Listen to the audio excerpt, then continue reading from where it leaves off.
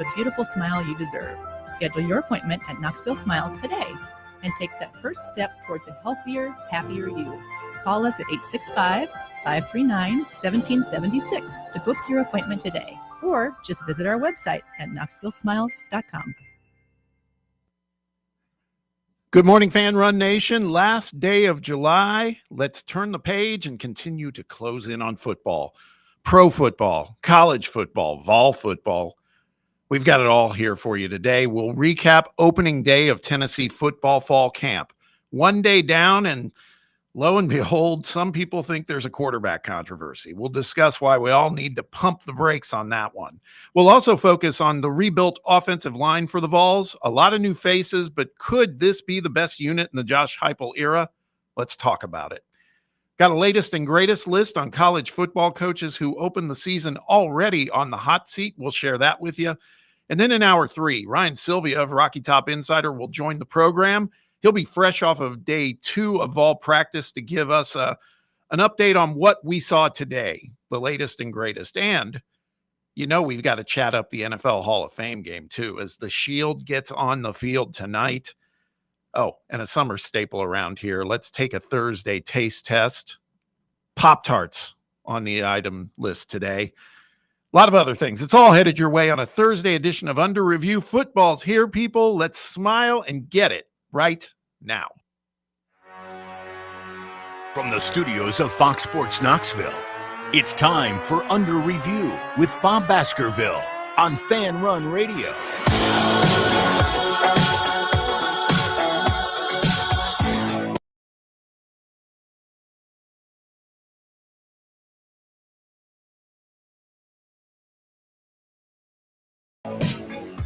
Welcome, welcome, welcome. It's Thursday. Week's almost over. 30 days, people. 30 days till football time in Tennessee. Less than 12 hours until we see NFL football action on the field on our TV screen. And then 23 days until week 0 when college football really kicks off and there's action to watch, to, dare I say, wager on, you name it. We're getting a little excited here. We're happy to bring it to you and talk about it all. We are coming to you live from the White Claw Hard Seltzer studios of Fan Run Radio. This is Under Review. I'm your host, Bob Baskerville, joined as always by Sam Beard. Got Brett Hollander across the way in the production booth, hanging out with Garrett Armbrust, who's helping us out today, pinch hitting while Jake Jenkins is off on a Thursday. And you, the listener, we always appreciate you spending time with us, however you choose to do that, whether it's live on the radio dial, AM 1340, FM 105.7, maybe a live stream on your desktop or laptop via fanrunradio.com, maybe a live stream using that mobile device, flexing that free Fan Run app. If you haven't checked that out, it's a must. Go download it. We're on video. We're there too. You can see us now if you're watching us on YouTube on Fan Run TV. Like and subscribe there. We're also on Facebook. We're also on X at Fox Sports Knox if you want to check us out there or weigh in with some opinions. Or you want a podcast. I could go on and on. There's all sorts of ways to find our content, and however you do it, we thank you. It means a lot to us. Love the support. We love what we do, particularly at this time of year. It's about to get real. You can also be a part of the program on a live basis. Phone lines are open. Text box is open. Let us know what's on your mind.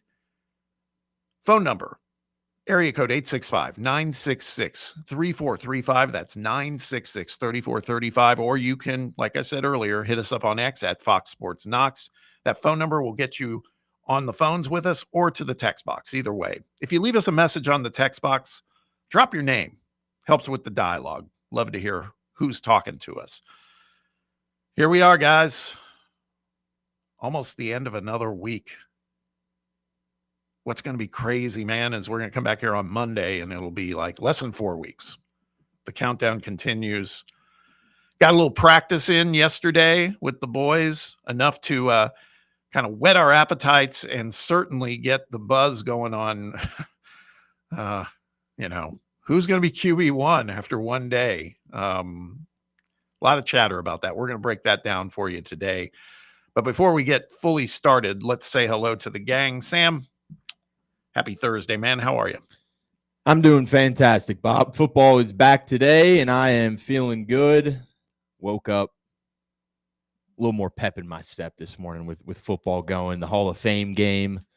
Get to watch Hendon Hooker in action today, hopefully for an extended portion of time. But yeah, I mean, this is the first little crumb that you get coming back, and then like you said, you got a month until Vol football. Good to see guys in the orange and white out on a practice field getting going. Always a welcome sight to see. And yeah, you've already you're through one day and you've already got some fun quarterback talk about, is it guaranteed that Joey Aguilar is going to be the guy and stuff like that. I always love the training camp talking points and stuff like that. Just means that you're that much closer to football. But I'm fired up. I'm ready to go for today. Got we got our house really kind of rolling yesterday. We got some pictures and like sports memorabilia hung up in our room that has got a bunch, 3 TVs. We're already saying like, we need 4 TVs in here for football season. What are we going to do with 3? We got to have 4 games going at once. So I'm starting to get the itch. It feels great, but you do have to, this is kind of the portion of the year where you got to control yourself a little bit. It's so close, but it's so far away being a month. So are you guys YouTube TV? Have we talked about this or no? We got cable, baby. We're old school. Okay. Because I just started thinking about it and I haven't done this yet. It's like, why couldn't you, if you had a YouTube TV account, because of multi-view, 4 quad boxes? They put a bunch of combos together when it's peak college football season. It's not a bad idea, Bob. It's really not a bad idea. It could be like a master control room. Yeah, exactly. I don't know, man. I've got a second TV for sure, and it's decent enough size. And, I know my wife, Sue, will do the whole, well, it doesn't really vibe with the decor. It's like, I don't care. Yeah. Nobody's going to be in here anyway right now except me watching these games. So get with it. But I could do that. I could at least move it upgrade to, I'd have 8 screens, little mini screens. It might be worth it, Bob. Might be worth it. I got to workshop that one. Yeah. It's just where to put it and everything else. That's all. Yeah, it is. It does clutter up a room. You know, like if you are looking for an aesthetically pleasing room, I probably wouldn't direct you to where we're going to be watching football with just one entire wall of the room just covered up with TVs and stuff like that. But yeah, when you're sitting there on a crisp fall afternoon and you can go from noon to midnight watching ball and you don't have to get up off that couch, it feels fantastic. Yeah. Part of it is one of, the primary TV in this room we'd be talking about. It's like, 80 inch. Okay. So that's definitely different. That's massive. So then there's just not a lot of counter space to put one, but I've got another angle because there's a sectional. And if I sat in the corner, could have the big TV this way, they don't have to be side by side, put the other one over here, just kind of pivot. Yeah. It's just like being in a sports bar, man. Amen. I'm down with it. That's the goal. All right. I'm working on that after the show today. There we go. 2 TV Bob. Starting with 2. Who knows? We also have a guest room that doesn't get used much. Could pull the third TV and just turn that one into a pull that one out too. We'll get that TV out, move it into this other community room. I'm fired up. I got to watch ball, honey. I'm sorry. Yeah. Just don't come up here. Yeah. That's all. It's not a problem. Off limits. Exactly. Brett, how are things with you? Pretty good. Trying to take advantage of more free time I have in the afternoon. So I've been trying to play more golf. And of course I go out and skies decided to open up downtown yesterday. Crazy storms came through and it took me like an hour and a half to get probably what would be like a 30-minute drive back home. And it was brutal out there and flooding and everything else. So I know we need the rain, but can we not do it on days I want to golf? Yeah.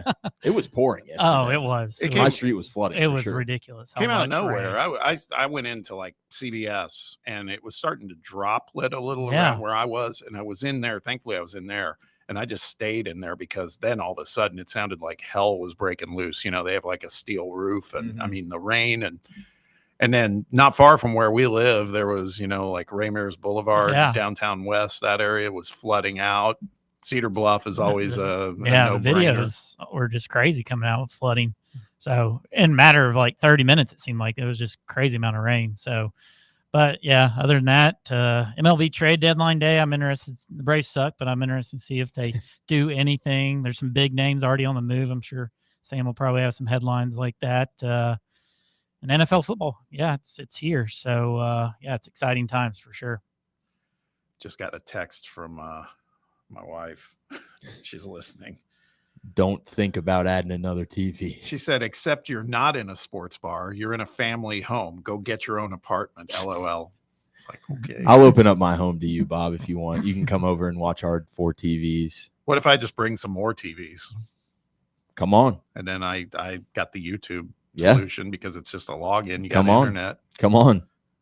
That's it. I'm moving in with Sam. It's done. We've got an extra room. And it's funny because it's like this house, like an actual family had it obviously before this. And so one of the rooms is just, it's currently pink right now. And we're like, should we keep it or should we repaint it? And I was like, I think we just got to use it. You know, it's our guest room and it's kind of like the Iowa football visiting locker room. It's just it's a pink room. You know, you come in there and you feel at home kind of, you get the aggression taken out of you. Like I was trying to do over there. Well, it's not bad. You can move in the pink room, Bob. I may do that. I don't know, man. Football's important. It's a non-negotiable. We got to get this right.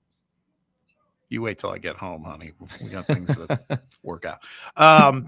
Garrett, pinch hitting today, which we always appreciate. How are you, man? I'm doing good. To add to the debate of the TVs, that's what we do in our apartment. We have 2 TVs going on Saturdays, quad box both of them.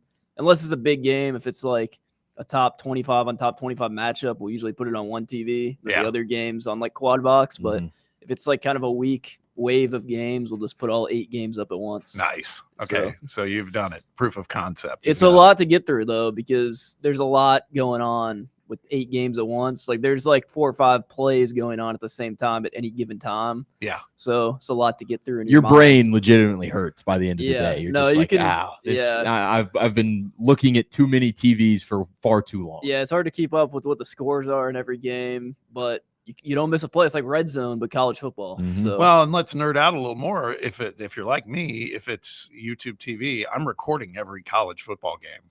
So because it's unlimited DVR. So if there's something you're like, oh hell, man, I missed that, you can take a full screen, rewind it, watch it. It's like you're watching film, Bob. This is awesome. I'm just gonna go home and watch. You're already sold. It's now getting the wife on board. That's it. Probably didn't help our argument that, you know, Garrett and I are the 2 guys that are like, yeah, we've got 3 TVs going in our place. You know, it's like, yeah, we are the guys that, you know, don't have a family. Yeah, I was gonna say you guys are. I got 2. I'm not in the same demographic. There we go, Brett. There we go. I got 2. Brett's got 2. There we go. All right, we're gonna work it out.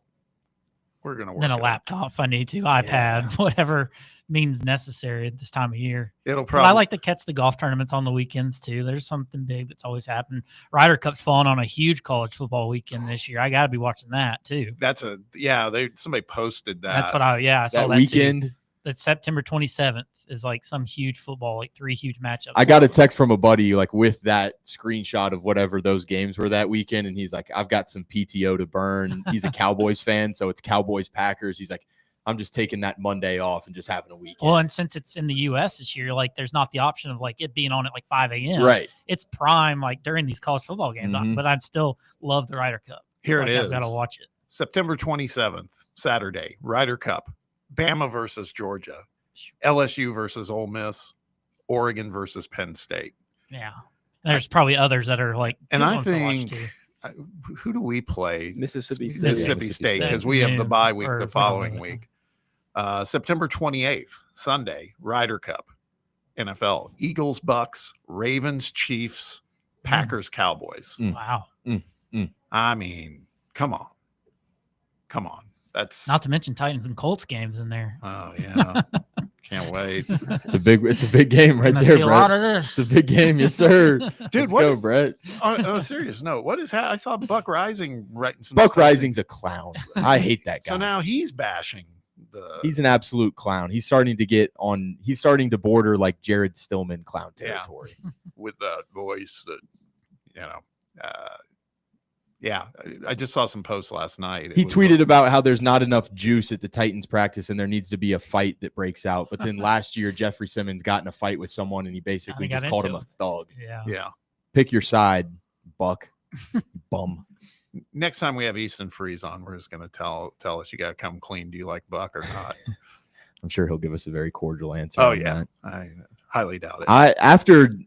After kind of reading some training camp stuff, I was texting with some buddies yesterday. I was like, how funny would it be if media just wasn't allowed at NFL training camps and you just show up week one and you have no idea about how anyone's doing on your team. You don't know who got injured in training camp.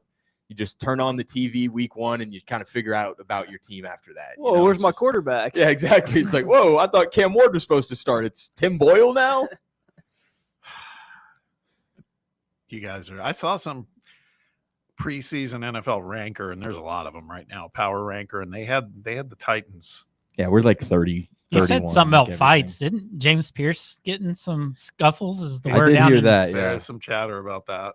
But I think it's all like good. It's all like, heat of the moment kind of plays or something like that. Like it's not like you need some fights in training camp. You need some juice. We'll get some joint practices here. There'll be something. I know the Titans have like the Bucks and the Falcons. So I was going to say, if it's the right tone for the fight, if I'm the Falcons, I'm like, hell yeah, man. That's get to be more, because last year it just felt like we never saw him dog out, so to speak, I'm just searching up James Pierce, and there's I'm not listening to the video, but Raheem Morris, a couple quotes. He said, called those scuffles a cool lesson for me to be able to teach that day. Credited James Pierce Jr. for being vet-like when he turned the page and kept grinding in practice after that happened. Nice. So I think just a guy that's, playing within that physical edge. Earning his minutes. Yeah. Earning his spot. Take note, Boo Carter. Earn it. One more thing before we hit a break. Cody's been pushing me to check this out. So I started it last night, the Billy Joel documentary. Okay, yeah. It is good. I didn't want it's long. Though. He told me the exact same thing. He's like, Sam, you need to watch this Billy Joel doc. And I was like, how long is it? He's like, 5 hours. It's two 2.5 hour installments. Okay. How far did you get? About an hour and a half in. I have a trouble being able to just pause and like I feel like I need to just sit down for 2.5 hours, watch one part, take a break, sit down and watch the other part. Like I have a problem with just pausing something 30 minutes, 45 minutes in, and then picking it back up. We'll see. I mean, I hear what you're saying. I found a spot because I started looking for it around the hour mark, but where they are doing kind of a scene change, so to speak, where they play some music and they do a graphic with the year of like it was 1973 or so. And I was like, that's a good place to stop. Yeah. I just did it right on the fly. There we go. So yeah, it's not easy. I was afraid I was going to have to lock in for the full 2.5 hours. And these days that's a lot. He's been asking everyone around the office, have you seen the Billy Joel documentary? And I love Billy Joel. So, I mean, like I will probably eventually watch it. It's just when he said 5 hours, that was pretty intimidating. It's really, so far, it's really good. I mean, it takes me back. I mean, and there's a lot I didn't know that predates me with him and his journey. He's incredibly talented, man. You know it, you say all that, but then you kind of forget. And they showed him doing Piano Man in an arena and how the whole place now, that song is ubiquitous, man. Yeah. And everybody, he stopped singing, right? They just all were singing the chorus. Mm-hmm.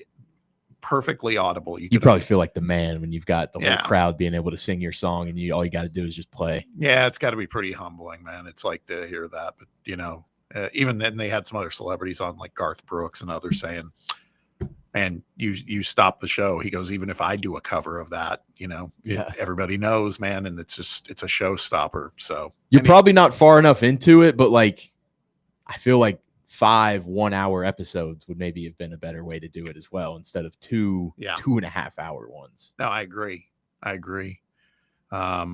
wish they had done it that way, but we'll make it through. It's good enough. It's worth it. And it's kind of a who's who, Tom Hanks kind of put this whole thing together. And I even saw Sean Hayes as one of the executive producers. So, I mean, they've put some money and heft behind this thing, and it's well done so far, everything I've seen. So I'm looking forward to probably finish it up that first part tonight, and then probably the second part over the weekend. So, all right, we've covered a lot. By the way, okay, other thing, later in the show, and I know for the listeners, they're like, I don't care about this, but summertime, indulge us.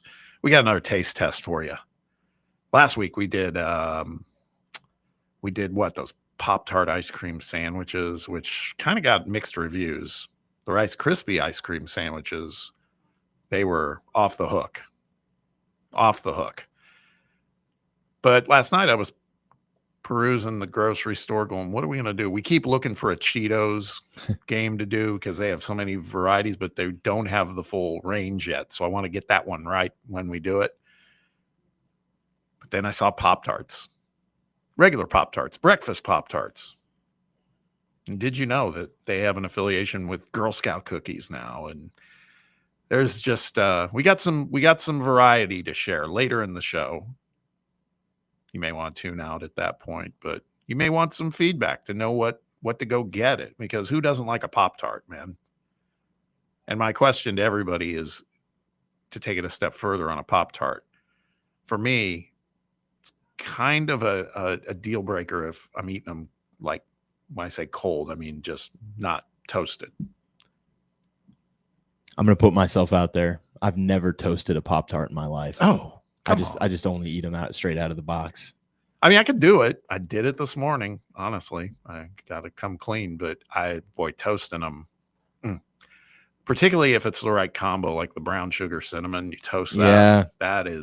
That's first of all, that's the goat to begin with. And then warm that thing up. Got to try it, Sam. It's worth it. Brett, Garrett, your thoughts on Pop-Tarts, room temperature versus toasted? I always did them room temperature, like growing up just before school, but that was just kind of the thing I did. Yeah, I'm room temperature all the way. I don't think I've ever tried to toast one. Really? Yeah. Just to be clear, I'm glad I'm not the minority in this room. Then it's not that hard. Takes like a minute. It just seems like it's such a like, oh, you just quick and easy. You grab it out of the bag. Like it's a snack that just takes like minimal effort. So like, putting more effort into the Pop-Tart, to me, I would have just like, I would almost opt with just a different thing to eat if I'm like going to the length to heat something up. Maybe. Does that make sense? How long do you heat up a Pop-Tart for? I said it's a minute. It's probably like a minute and a half, 2 minutes. Toaster? I've had them toasted before. You have? Yeah, I mean, it kind of changes like the complexity of the inside of it a little bit. Yeah, it's pretty a little hot. more melty. Yeah. And I mean, you like, to the extent that you can't just bite into it, you got to let it cool for a second. The only thing I do like about it is sometimes when you eat the ones that are room temperature, the last couple bites, like when you get to like the crust or like the frosted, it gets kind of like that's my point. I don't know, it gets kind of like chalky. Shortbread. Yeah, it's like chalky, but if you do it in the toaster, that kind of you kind of overlook it, right? Yeah. So that kind of does help it. I can see that. That's the point. I can see that. At least that part's warm. So then it's like, I can kind of get through that and get to the frosted part. Okay, we're excited about Pop-Tarts, as you can tell. We'll get to that later in the show, But first, we're going to take a quick time out. And when we return, topic A for today, the Vols practiced yesterday. And a couple observations, as much as you can get in a first day workout. But boy, some people are running with a particular position and what should happen after one day with no pads or anything. We'll talk about it all when we return. Stick around. Be right back. It's Under Review on Fan Run Radio. Take Fan Run Radio with you on the all-new Fan Run app. Just search for Fan Run Radio wherever you download your apps. Rickard Ridge Barbecue, located in beautiful Cove Lake State Park. Rickard Ridge is home of the best ribs in the Volunteer State. Smoked daily by pitmaster Mark Rickard. The barbecue at Rickard Ridge is mouth-watering, fall-off-the-bone delicious. Take the scenic drive up I-75 to exit 134. For directions and to look at the rest of the menu, visit Rickard Ridge online at rickardridgebbq.com. Believe in family. Believe in your fellow man. Believe in honesty and an honest day's work. We do. We're Farm Bureau Insurance. And we don't just believe in Tennessee. We believe in Tennesseans. Farm Bureau Insurance. Tennessee's insurance company. This is Baseball VFL Cody Brown. Farm Bureau Insurance is the official insurance for Tennesseans. Believe in me for all of your insurance needs. Give me a call at 865-992-3871. Only 3 homestands remaining to see your Knoxville Smokies play this season. And next week is full of celebrations, starting with free hot dog night on Tuesday. All the hot dogs you can eat all night long. And if you're still hungry, we've got all you can eat Wednesday, Thirsty Thursday with half off draft beers. Then on Friday, we honor one of the founding members of the Negro Southern League, the Knoxville Giants. On Saturday, we're continuing the fight against breast cancer by painting the park pink. And on Sunday is Cocoa Melon Day. Grab your tickets now at smokiesbaseball.com. And here we go. It's William Pattison, and this is your daily invite to Overtime on Fan Run Radio. Weeknights from 7 to 8 p.m. Eastern, I'm breaking down everything you care about, from the latest Tennessee Volunteers news to bold takes on college football, the NFL, and NBA. If it's happening in the world of sports, I've got an angle on it.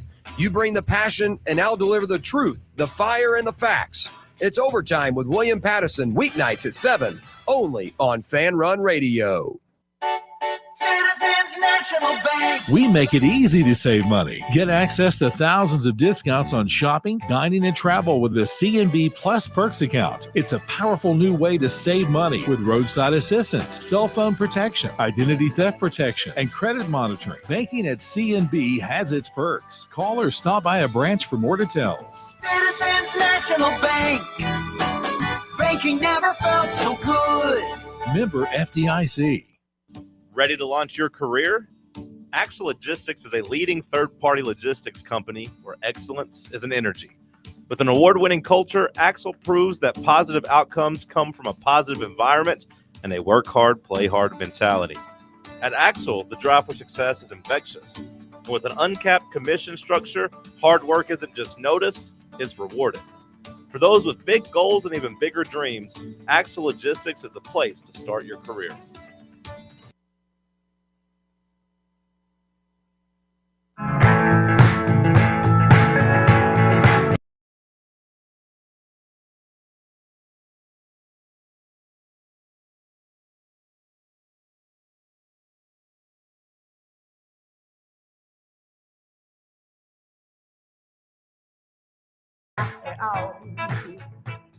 Welcome back. Topic A for today, Tennessee football, right? First day of practice, first day of fall camp in the books. A little recap of that for you. First off, Boo Carter, present and accounted for, sir. He was there. Hoorah. He was there, but didn't do much. Sounds like he was hanging with the injured players. Didn't even have his helmet out there. Did some stretching, things like that. But he was there. He was there. Baby steps, right, Sam? He is probably running his ass off during fall camp. That would be my guess. Is Josh Heupel and that strength staff and everyone over there, they are running him into the ground, I would say. I saw a little video this morning. Yeah, he doesn't look pleased. He was running. It'll be interesting to hear later in the show, last hour of the show, Ryan Sylvia, he's there covering practice. So we'll get a practice report from him. Should be interesting. No Jermod McCoy as expected. We talked a lot about that yesterday. We shouldn't expect to see him probably for a little while in terms of like meaningful action. He was there and doing some stretching and things like that, but that's a far cry from going full speed and really practicing hard. The one that surprised me though, and I'm not sure why it happened, and I don't think there's anything to read into it. Hopefully he's not got anything that's a legitimate injury or anything, but no Chris Brazzell. Yeah. Did not participate. He was there, but I don't know. Maybe it's let some of the younger guys get some more run. If he's even the littlest bit gimpy, it's like you get better, we'll let the other guys go. I will say that makes me slightly concerned, I would say, just because Chris Brazzell hasn't exactly been the healthiest guy throughout his Tennessee career already. Like, to be starting off fall camp already a little bit banged up, not exactly what I want to hear when, the wide receiver room is already kind of a talking point on this entire roster, just about overall depth and how thin you are and how kind of one injury in that room has somewhat derailed the wide receivers in the past couple of years. I don't love to hear that Chris Brazel's already starting off the season a little bit banged up, but it does give some talented young guys a chance to kind of emerge in fall camp as well and maybe kind of get some playing time. Yeah. Looking at you, Travis Smith. No doubt. Saw a little, of course, they hype it up. Somebody was covering Vols practice today. They sent some video. Here's Joey Aguilar hooking up with Mike Matthews. I was like, hell yeah, let's watch this. And it was like a 6-yard slant. It's like, okay, it's fine. But I was expecting something prettier. You want the deep balls already, Bob. Yeah, they're not doing that. I don't think we're going to get those on film. No, you're right. You're right. Staying with offense, to me, at least from a talking point perspective, I mean, there was action on both sides of the ball, but it felt to me like yesterday the offense was kind of the main story because of the situation at quarterback. But then also Joey Halsley spoke and talked about recognizing the need to open things up a little bit, get back to a little more of the 2022 version of the Vols on offense. And when we hear that, we're like, hell yeah, man. Yes, please, let's do it. But are we equipped to do that? That's the question. And I'd say that starts at the kind of the head of the snake on the offense, and that falls to that QB1 slot. So about that. Oh my God, man. Lots of chatter yesterday and today on social media, message boards, hell, our own shows. I heard some on the drive yesterday. They were talking about it on TalkSports today. We're talking about it now. And it was mostly centered around Jake Merklinger was more accurate in his passes than Joey Aguilar. And I mean, you even go to some of the message boards that were saying, yeah, Merk's the guy. That's who it's got to be. And it's like, look, I got no problem. We talked about this yesterday. I've got no problem if Jake Merklinger is named QB1. Yesterday was day one. No pads, in shorts, no pressure. We talked about this yesterday, Sam. We got a little bit of validation, I think, from Chris Lowe when he joined the show that this job is Joey's to lose, and it is going to be a competition, but it is Joey's to lose, namely because they spent over $1.2 million to get the guy in. They got to see what they've got there. I understand that. And the other thing that I think lends some credence to the Joey story is you read some of the reports and they were like, footwork wise, mechanics wise, he's on. You know why? Because he's done it before at a level. Nothing against Merk, nothing against George McIntyre.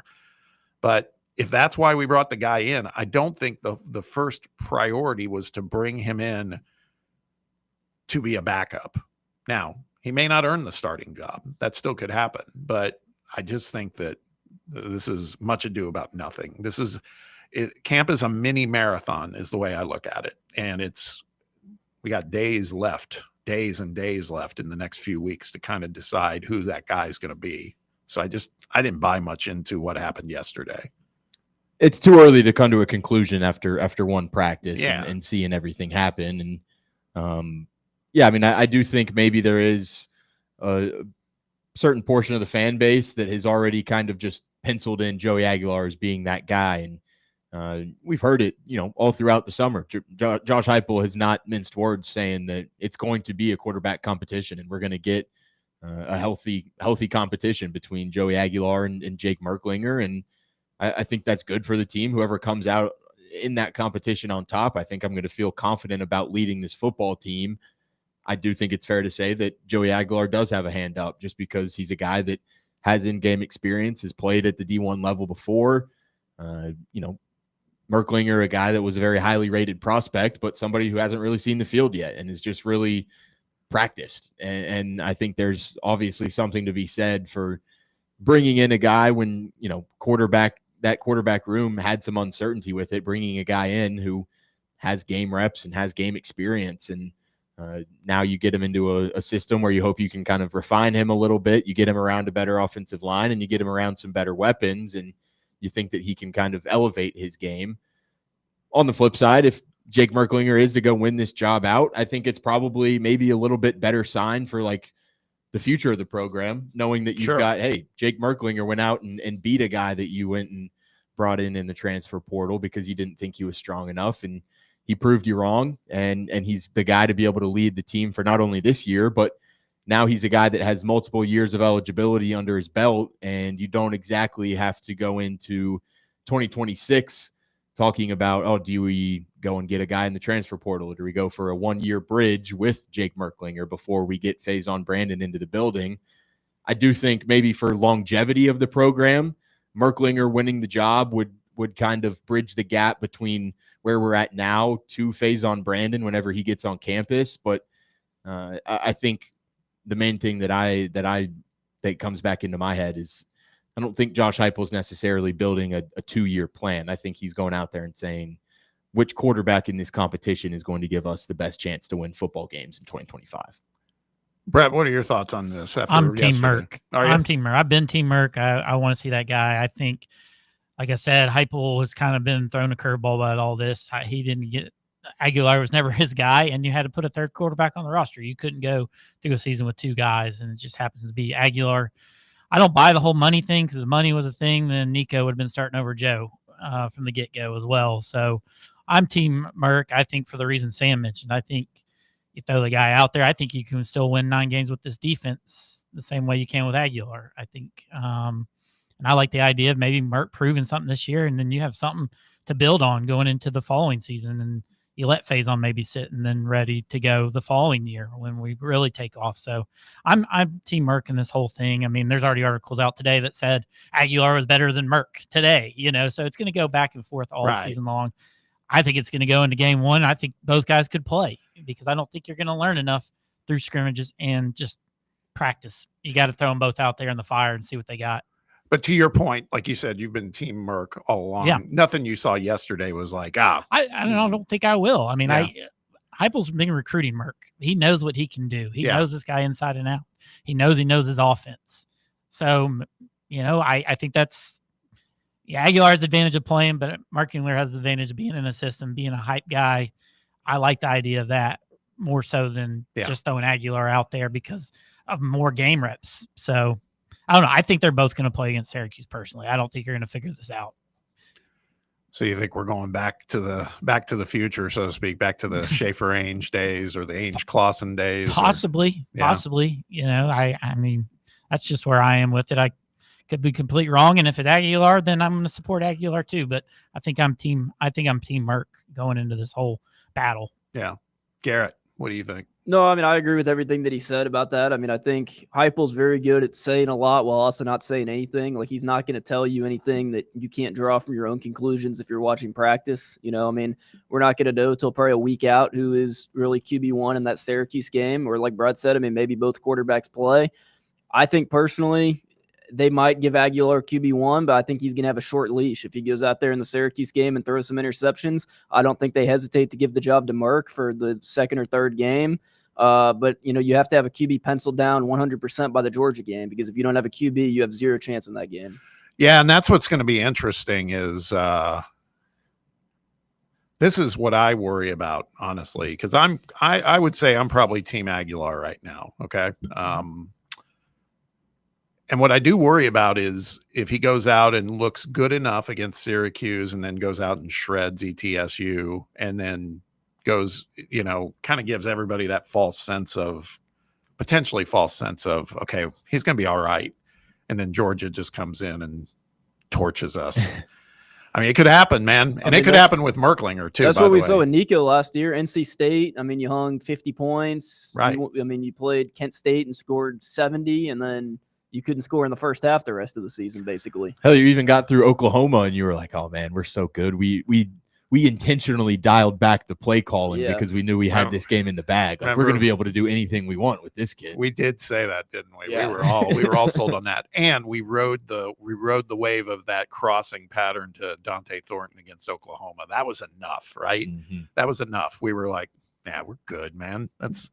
We took it easy on them. Maybe not so much. And you're right about North Carolina State. I came out of that game like, boys, we got ourselves a quarterback. You know, they were running. Because they were ranked at the time. Yeah. You know, and then. Yeah. And they were, if I recall, that was like the showcase of the 12 personnel, right? I mean, it was like tight end city, as I recall. I mean, that's what I worry about. That's what I worry about, is that whoever the quarterback is goes in there and shows out in those first 2 games. And then against Georgia, does that still mean they're ready? But at the same time, I feel like you can't overreact to Georgia because, unless you play a perfect game, you're not beating them. So it's like if they go out and they don't play their best, like how much stock do you put in that those are a lot of NFL guys on that defense? I mean, before you go into the next SEC game of Mississippi State, because you don't want to ride, not have any confidence in your quarterback after that. But at the same time, you also don't want to ride him too long. No, I agree. That's my point, though, is whoever the quarterback is, if they throw 3 picks against Georgia, no matter how talented they are, that's going to leave me as a fan, at least, with doubts of whoever it is in the chair at that point.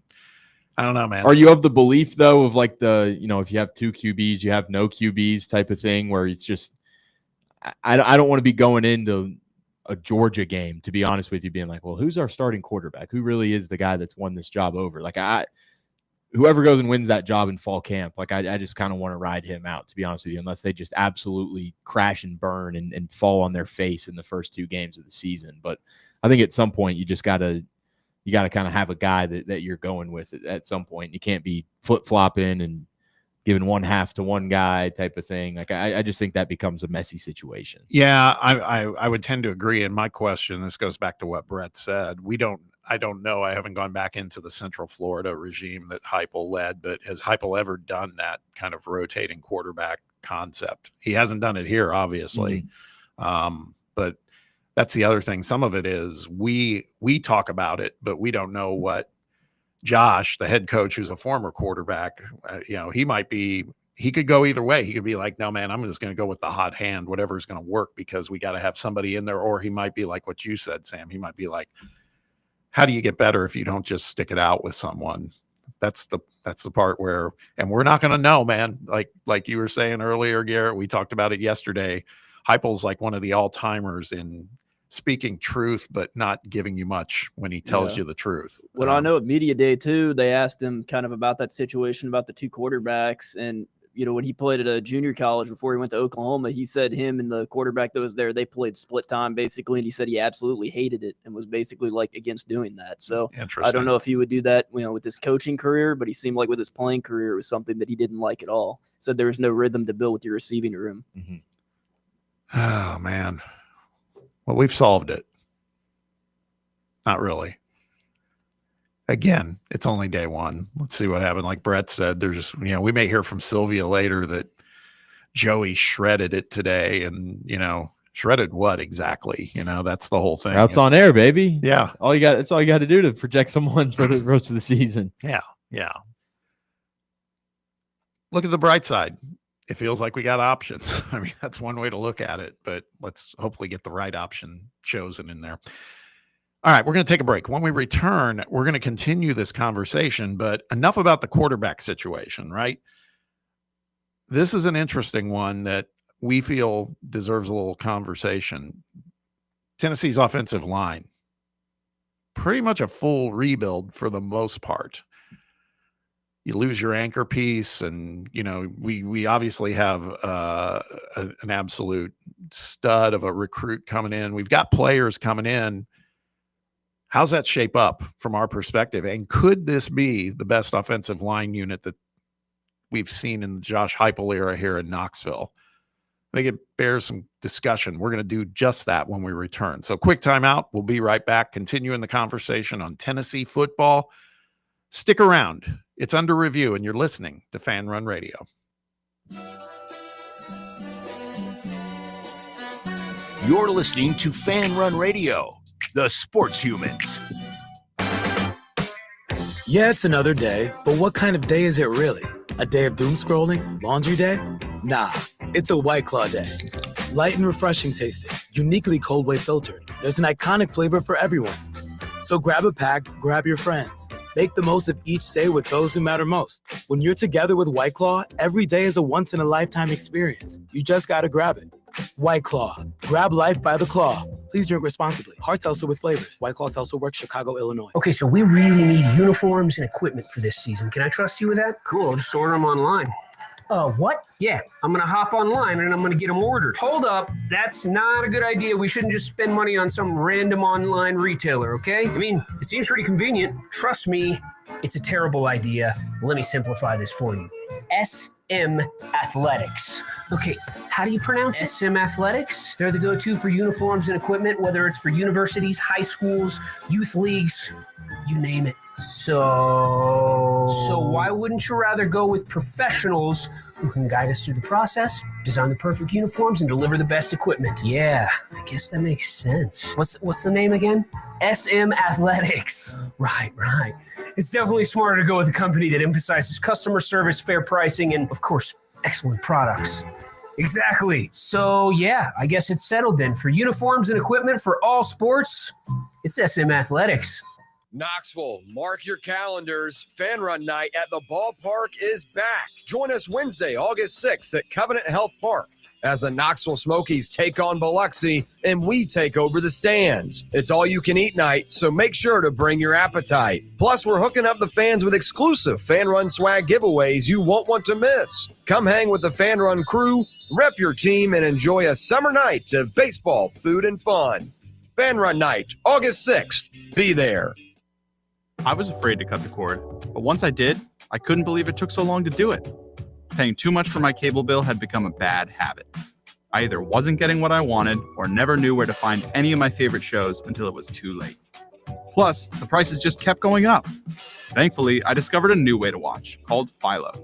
For just $25 a month, I can catch all my favorite shows on networks like BET, MTV, and TLC. It even has Nickelodeon for my kids. I can watch anytime I want, anywhere I want. Plus, Philo lets me have up to 3 streams at once, so everyone can watch what they want at the same time. Throw in the unlimited DVR that saves all my favorites for up to a year, and this really is the best deal in TV. I just wish I hadn't waited so long. Sound too good to be true? Well, try it out for yourself, and you'll see why people who love TV love Philo. Go to philo.tv, that's philo.tv, and start your 7-day free trial now.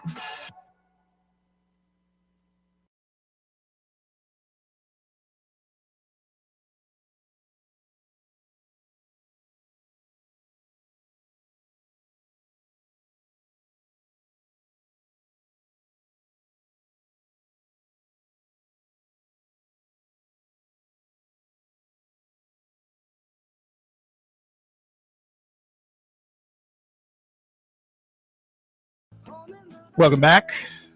Continuing the conversation on Tennessee football. So we've solved the sudden QB controversy. As a matter of fact, today, Joey's the man. 16 of 17 passing in practice. That's our guy, right?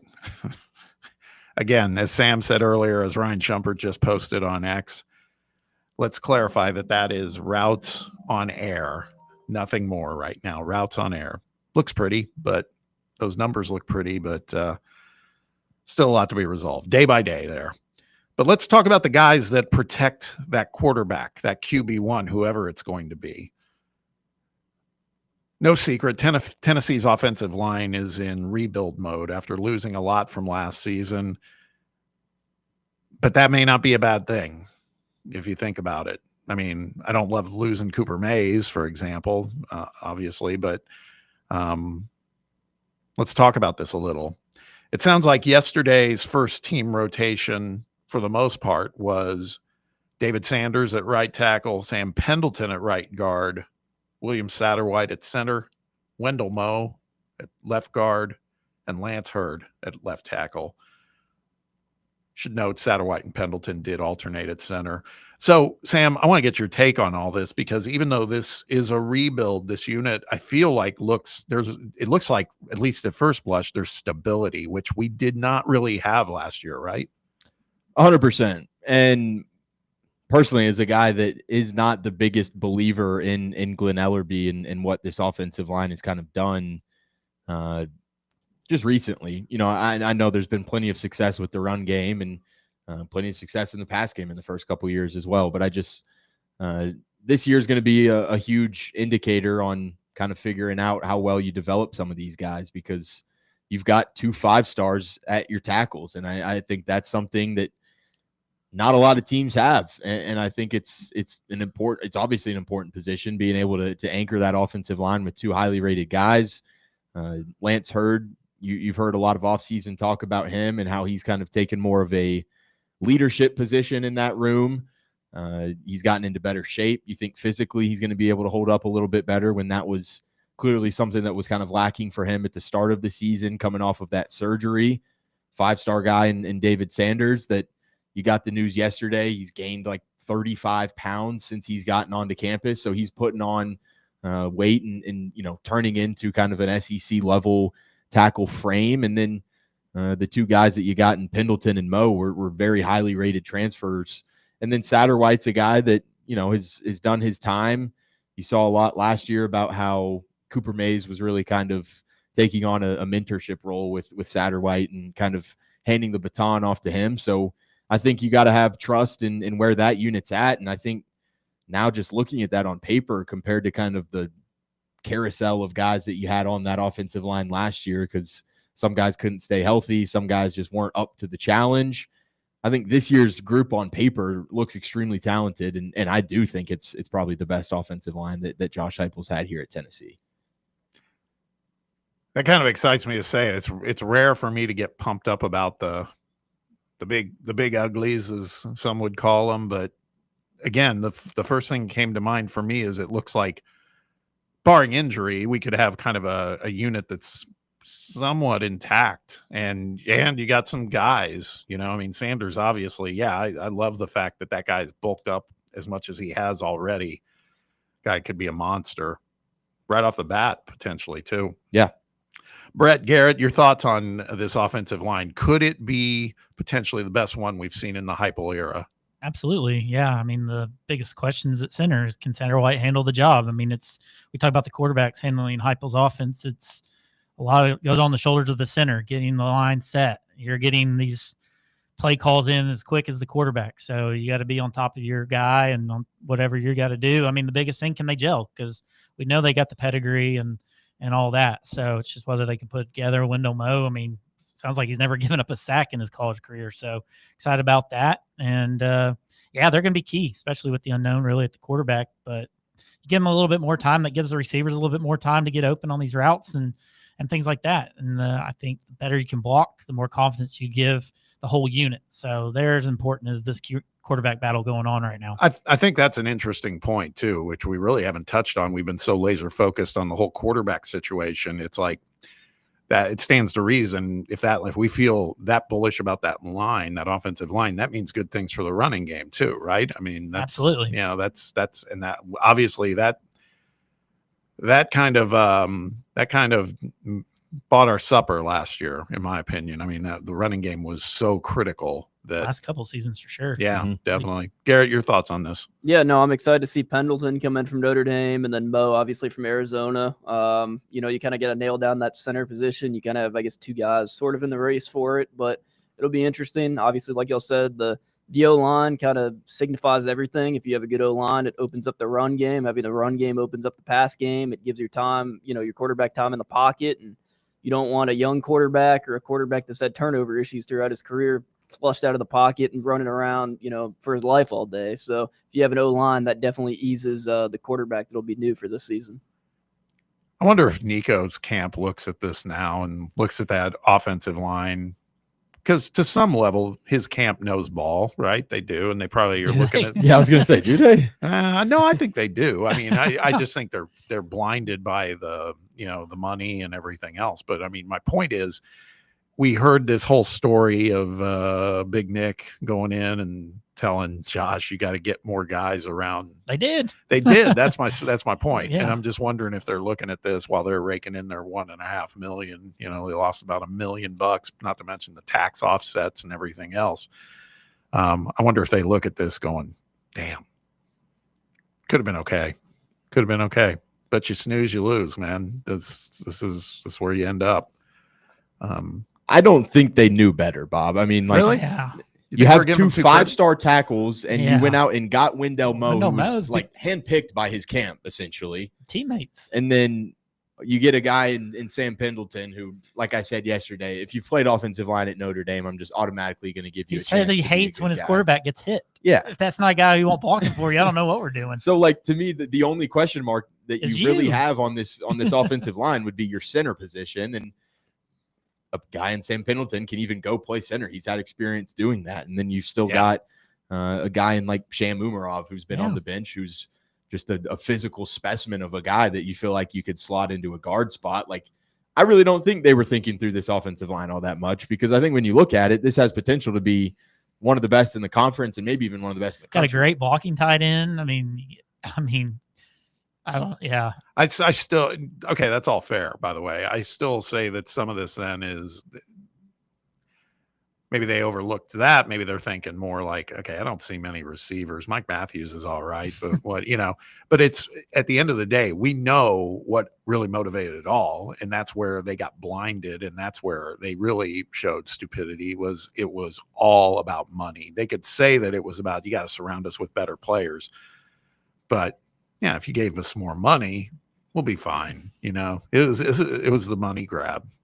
We can't ever lose sight of that. Yeah. There's no doubt. He could have made more money showing up to appearances. He's not doing that. Like, he cost himself his own money by not playing well, not showing up to appearances, and good riddance. Yeah. Like, if you think you went to a better situation, you're sorely mistaken. No, that's what I'm saying, though. He's looking at this going, he's gonna. Yeah. Not to mention 100,000 people that show up every Saturday for you. You're going to be, like we said, 3,000 in that crowd out there. Yeah, Rose Bowl home games. If it's not USC or a top 25 team, they're going to be you're not a draw anymore. No, it'll be 20. It'll be more because of him. They will get some more.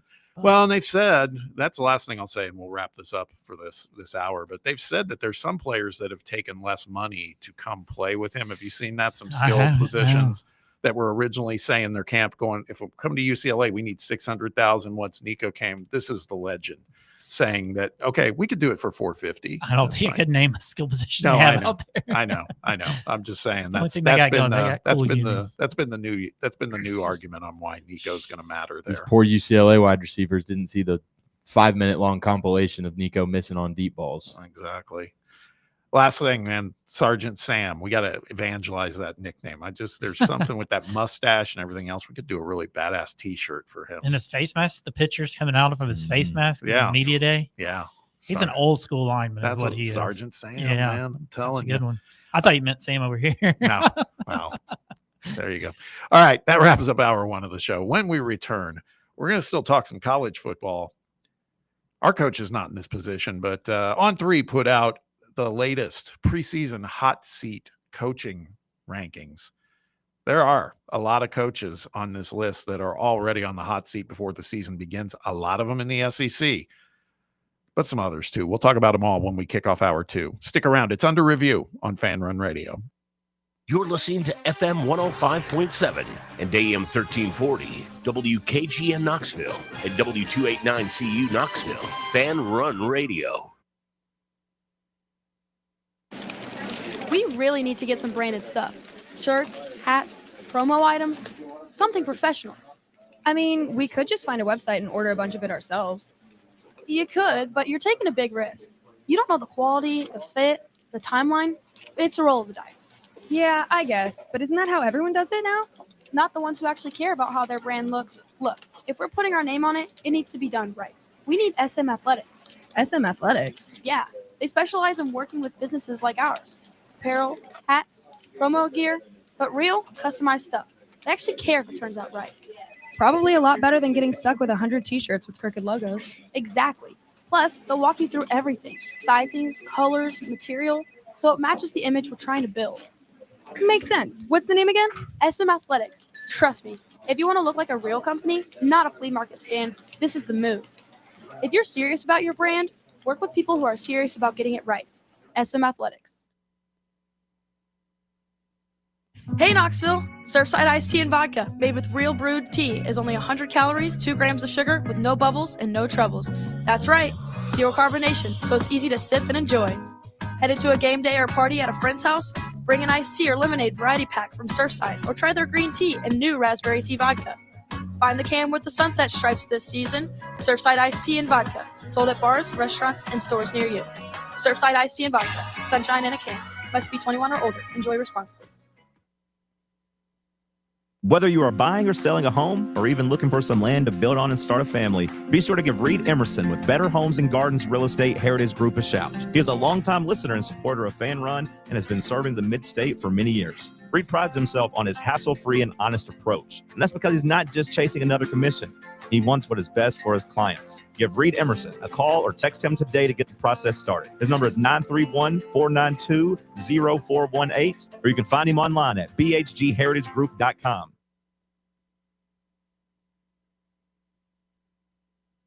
Hey, Pack Rat. Yeah, you. Are you moving cross country and you just don't know who to call? Call us right now. Listen, you've probably seen one of our containers in your neighborhood, but did you know that we can help you move anywhere in the United States? It's real simple. We'll drop a container off at the location you tell us to bring it to. You pack up your valuable possessions at your leisure. They stay safe right in your home. And when you're ready, call us. We'll come and pick up the container and give you a scheduled date of when your furniture and the other possessions will be at your new home. So if you're moving across country or across town, be a Pack Rat. Join the Pack Rat family. Call Pack Rat right now for your free quote. See y'all later, Pack Rats. Call 800-965-1298. 800-965-1298. 800-965-1298. That's 800-965-1298. Yee-haw! I've been hooting and hollering ever since I started betting with the VIP Play app. VIP Play has more than 200 leagues, every bet type you can imagine, live betting and live hosts, all with 24/7 support from real live people when you need them. Start betting better with the VIP Play app today. Don't be a better, be a better with VIP Play today. Download VIP Play today or head to VIPPlayApp.com.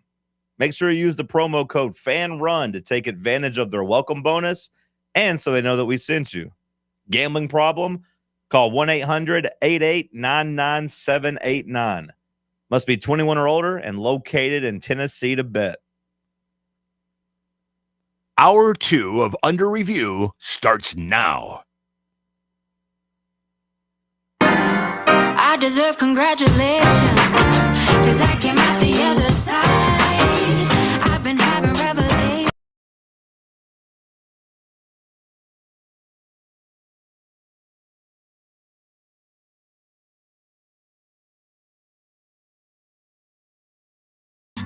Welcome back to the White Claw Hard Seltzer Studios of Fox Sports Knoxville Fan Run Radio. It's Under Review. Got Bob and Sam and Brett and Garrett here on a Thursday, making our way through the day. A lot going on. Fall practice in full effect. Football is in the air. And man, do we ever love it. We absolutely do. Let us know what's on your mind. Let us know what you're thinking about this quarterback situation. Let us know what you think about this debate we had. It really wasn't a debate. I think it was more of a proclamation on our side that this could be the best offensive line unit that we've seen in the Josh Heupel era at Tennessee. Not just could be, probably is, just given what it looks like at face value. Phone lines are open. Text box open too. Give us your thoughts. Same number gets you to both paths. Area code 865-966-3435. That's 966-3435. You know, something I just saw. Hopefully I'm not taking one of your headlines, Sam, but Brett McMurphy posted this. So am I okay so far? So far. All right. It's regarding Costco. Still good? Still good. Go after it. Good. I don't have anything like this saved. Costco is selling discounted 2-ticket packages for South Carolina, Purdue, Louisville, Virginia, Baylor, Oklahoma State, Tulane, Yukon, Louisiana, and others for home games. Varies in Can I pick basketball tickets for some of these schools? Yeah, no kidding. These are football. Varies in cost between $49 to $99.99, so $50 to $100. Some include $20 food, beverage credit, or parking pass. I think I'd buy that. These In a are heartbeat. Yeah. These are Steal. these are some schools though that I think are having It's trouble probably South selling Carolina's tickets. is on there. Yeah, and Louisville. But like UConn football is, I mean, and they were a bowl team last year, but they it's hard for them to get fans to follow. I know that firsthand from family up there. Purdue, one of the worst teams in the country right now. They also mentioned like Kennesaw State and Idaho, and I mean those. You look at those packages. I'm not sure those if they were $49.99 with a $20 food beverage credit, then yeah, I might do that. But some of these other schools, you're right, Brett. South Carolina, Louisville, hell, Baylor and Oklahoma State, Tulane. Yeah, come on, some Big 12 football for like less than $100. Yeah, I think South Carolina's done this before. I feel like this was like a internet meme that I saw a couple years ago, where someone like had the. Oh yeah, you're all right. I have seen that. Yeah. Because they are at Costco and they hold the little ticket pack up, and yeah. then other teams in the SEC were like, "Wow, you have to sell your tickets at Costco." Like that's not a good sign of a program right there. Yeah, it's interesting. I was struck by some of the schools that are on that list. That's all. All right, moving on to the topic we teased, and that was as the football season kicks off, there's coaches that we know they're already on the hot seat. It's already begun. And what's interesting, not a surprise, is a lot of them are in our conference. But on 3, Ari Wasserman decided to put a list together of a preseason list of the head coaches in college football who really today they're on the hot seat. It's already begun. They haven't played a single down of football this season, but they better do good because the pressure is going to mount. I was surprised who he had at the top of the list, I guess, more than anything else, because I felt like this guy may have bought some time by way of how last season ended. And I'm talking about Billy Napier at Florida. Kind of surprised me. He was top of the list. Again, I felt like, DJ Lagway, although he better have Lagway healthy this year, they have a hell of a schedule. We've talked about that. But Sam, I mean, I don't know. I mean, what would it take for them, given that Florida fan base, to be like, this is not our coach? Is it like 6-6 or something like that? Yeah, I do wonder what that number has to be. And also, you mentioned the DJ Lagway stuff. Like, if he is just not healthy for 3 or 4 games this season, like is that kind of a factor in that? But just from first glance, it is surprising to see Billy Napier, A, just number 1 on this list, and B, kind of the top guy in the SEC that is kind of on the hot seat there. I would think, 6-6 probably does get the job done in terms of getting some new fresh blood in town. But I don't know. You saw last year like how brutal of a start they got off to, and then they kind of built some momentum on the back end of the season. And to your point, it did feel like he kind of built up some good grace, at least with that fan base for the time being. Maybe it's the same exact thing again. If 2 years in a row you start off not so strong, and then you kind of backdoor your way into a decent season like that. Eventually, decent's not good enough for Florida fans. Like they want more out of their football program, and we all know that that's an attractive job whenever the right person is kind of in the driver's seat there. And it might just be kind of the expectations for that program are much higher than what Billy Napier can kind of give them. Yeah, I think back to last season when we played him. I mean, how did you guys feel about, obviously Tennessee wins the game, but I recall watching it as a fan going, man, what is wrong with us? And it turns out, I mean, Florida improved as the season went along. And I guess what I'm getting at is maybe Florida wasn't, there were things we did that I didn't love in that game, but I don't know. Florida was, they turned out to be a pretty competitive team last year, right? I mean, I feel like I remember leading up to the Florida week, the talk was pretty much like, hey, are we going to be the final nail in the Billy Napier coffin for Florida? Are we going to be able to be the guy that or the team that gets him fired type of thing? And then, they play us to a pretty competitive game where had Graham Mertz not torn his ACL, who knows how that one goes down type of thing. And so, I mean, it is an interesting one to see him kind of just at the top of this list after kind of making something out of nothing for what happened last year a little bit. Yeah, I think that's the biggest thing. Like, they stayed competitive. Like, they got beat, but they were a competitive football team in a lot of these games. Like, Georgia's competitive. They beat the teams at the end. They're competitive against us. So it's not like he lost the team and they just went cratered. I'm surprised to even see him on the list personally. Exactly. You're right. That was the key thing. We even said that. I remember saying that last year on our show. We were saying, those kids are playing for him, man. He's got them believing, and so that's good. Some people think this is his most talented team since he's been down there. If Lagway's healthy too. Yeah. I just remember your new Titan guy was giving us fits. DK. Yeah. In the Tennessee game. Yeah. I mean, I was like, who in the hell is this guy? I'd never heard of him. And man, he went off. But yeah, so I think we're all in agreement. Napier at the top of the list, just to me, is a little bit of a surprise. Even top of the list, just in the conference, like Sam had said, because number 2 through 4 SEC coaches, Brent Venables at Oklahoma.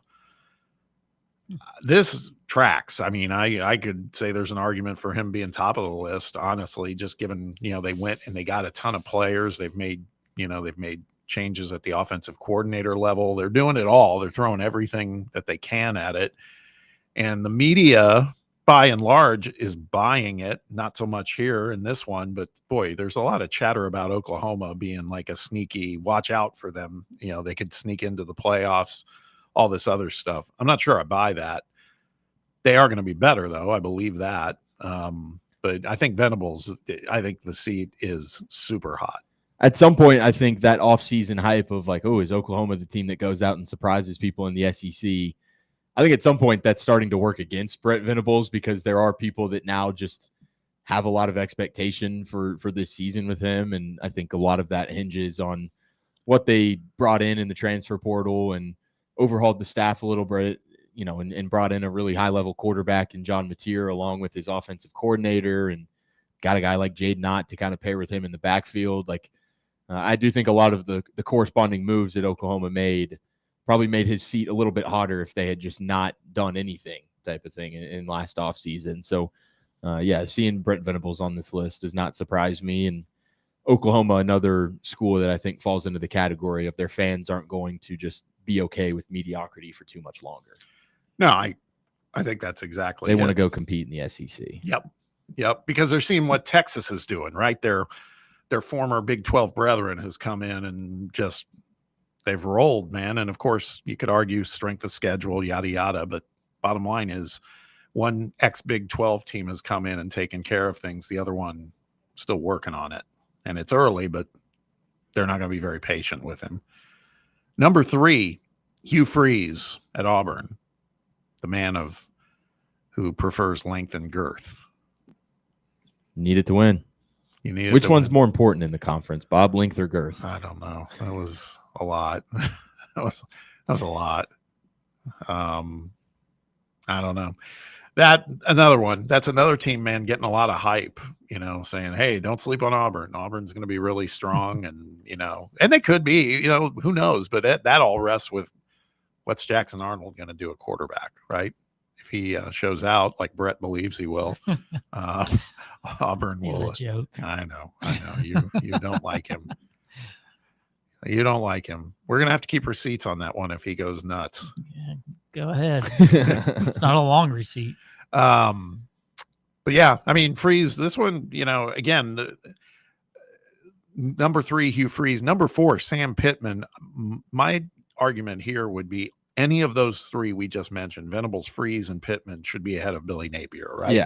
Yeah. Pittman seems like, I swear to God, it feels like, depending upon who you talk to, it's like Pittman's done. Whether he could go 9-3, and I think they'll be figuring out ways to get him out. At least the fan base feels that way.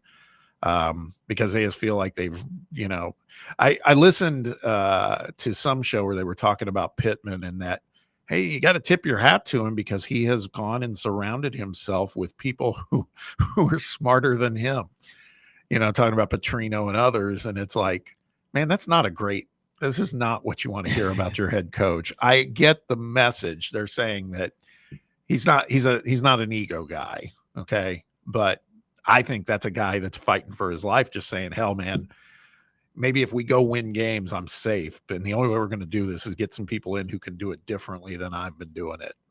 I just feel like that. And Sam's a good dude by all accounts. Everybody loves him. I think that's why he bought himself another season last year. But I just think that Sam is I think he's most likely to be the first to go out of this group. He's in the worst position with his team too. Yeah. Of all those teams, he probably has the worst roster going into the season. That's right. But Chris Lowe was talking about Taylor Green yesterday. Taylor Green's great. He's a good quarterback, but a lot of those weapons for him last year have gone on. And, like Isaac Tesla, Andrew Armstrong, 2 big receivers for them last year gone. Is there running back this year, Gary? They have that bowling ball, don't they? Yeah, they have Braylon Russell. Yeah, he's back. I mean, he had 6 yards per carry. Right? He was a freshman last year too. Mm-hmm. I mean, he was good. Who was their lead back? But he's gone, right? Yeah, they have a lot of guys. I mean, they have kind of a whole new offense. It's all their skill position players are pretty much new this year. And I mean, they went out and got some guys, but I mean, they're all pretty much G5 guys that are coming up. It's can they do what they did there? At the SEC level. Yeah, we'll see if Petrino can save Pittman's job. Beating us again would save his job. Sometimes you got to go back to go forward. Let's just get Bobby Petrino back as the head coach. Brett, I would argue he has to wear the neck brace. I would argue that if Arkansas beats Tennessee again but still finishes 7-5 or something like that, that's not going to be enough. I think nobody wants that job down there. Oh, Rhett Lashley does. Really? I think he'd leave. Yeah, to go to Arkansas to get out of the ACC. Wow, yeah, I don't know. It seems like he's in a much better spot as far as playoffs, winning. I think he could derail his whole career. I mean, they got money there too. I mean, if you're telling me Oklahoma's open though, and possibly Florida, there's where he needs to go. By the way, you need to upgrade yourself. Rhett Lashley went to Arkansas, by the way. I mean, but still, it's kind of like to me, Rhett Lashley in Arkansas is almost kind of like the John Summerall Kentucky stuff. They're not going to happen eventually. They're not the most attractive SEC jobs, but at the end of the day, it's SEC. But you want to upgrade yourself. You're not upgrading by going down, are you? An SEC school is absolutely an upgrade from SMU. Yeah. Is it? Absolutely. Yeah. Football? Yeah, absolutely. Yes. Not absolutely. right now today. Absolutely. No. SEC today. football is SEC football at some point. I know you've got winning a strong ACC, donor base over going to the playoffs SMU. is better You're than not winning the finishing SEC. Clemson's going to win the SEC this year. But they made it. They didn't win it last year. They went. I know they won last year, but it's not going to be a trend. Dabo Swinney, I don't think is going to give up that conference. And this moment in time, Brett, right now, the SMU job, you could argue, is better than the Arkansas job right now. Absolutely. But if you have some foresight and you recognize that Arkansas has some people that will spend money. Though? Can he go turn a program around in the SEC and not get himself fired? They were probably saying the same thing when he went to SMU, man. They have money. They're willing to give it to the football program. Arkansas's got money, man. Did you see what Cal they're did? a basketball school. We know that. But they want to do more. I bet they're going to do the same thing, the revenue share that Kentucky just did as far as basketball, football. Hell, they might do more in baseball than football. That's what I'm saying. They're third fiddle there. Rhett Lashley, I don't care if you went there. You got to be smart about that. I don't know. I bet we like Rhett Lashley, but that's not a good career move. He's a coach now, not a player anymore. I mean, staying in the 2-6 to me, in SEC. If you want to go and climb the career ladder as a head coach, I think you want to go coach in the best conference in the country. And I think even if it is a lower level Oklahoma SEC opens program, and things like that, like a Florida, that's where that obviously changes the calculus, Brett. But if Oklahoma's not open or not giving him the job, I don't think he's just going to be like. And Arkansas is open. I don't think he's just going to be like, I'll consider it, no doubt about that. But what is it? I mean, is it a good career move? I don't think anybody here says that's a good career move. Just because you go to the SEC. I think coaching in the Jeff highest Levy's conference probably regretting it right now. I don't think so. He's about to get fired. You can't go 0 for again. He's going right back to a coordinator job. You know, one thing we didn't get to talk about earlier in the week, and this came up when we talked about, this goes back to our Vol villains conversation. And if you recall, we had a poll, and Lane Kiffin won that poll and we said, you know, it was because I think, Brett, you were saying it was like, it was a USC job, man. It was like his dream job. Somebody mentioned in the comments on our Fan Run TV feed on YouTube, and I forgot to address it, but I think it applies here when you mention Oklahoma and Venables being on the hot seat. Where would Josh Heupel stack up if he gets courted by Oklahoma to come home and he does it? Would that then become? I think he'd be pretty high up that list. I'd say he'd probably be top of the list, right? Because I think why are we bringing that hypothetical up, Bob? I don't want to even think about that. I don't want to think about it either. I'm just saying, though, I want to give, you know, we had interaction with a listener, and they threw it out there, and it's like, oh crap, I forgot to bring that up. No, this is my point. You talked about the Oklahoma job coming up. Aren't there burned bridges with Heupel and like with Stoops? And I mean, have they I feel like there was always stories like going to last year's game about all this stuff. Feels like Stoops might be out of that picture though, right? I mean, yeah, that's all. It's just, I just think if Oklahoma comes available, Danny better buckle up, because I think there is going to be a phone call here. I guarantee it. It'll be long before Rhett Lashley gets a call from them. So, because Rhett Lashley's going to Arkansas, damn it. I don't know.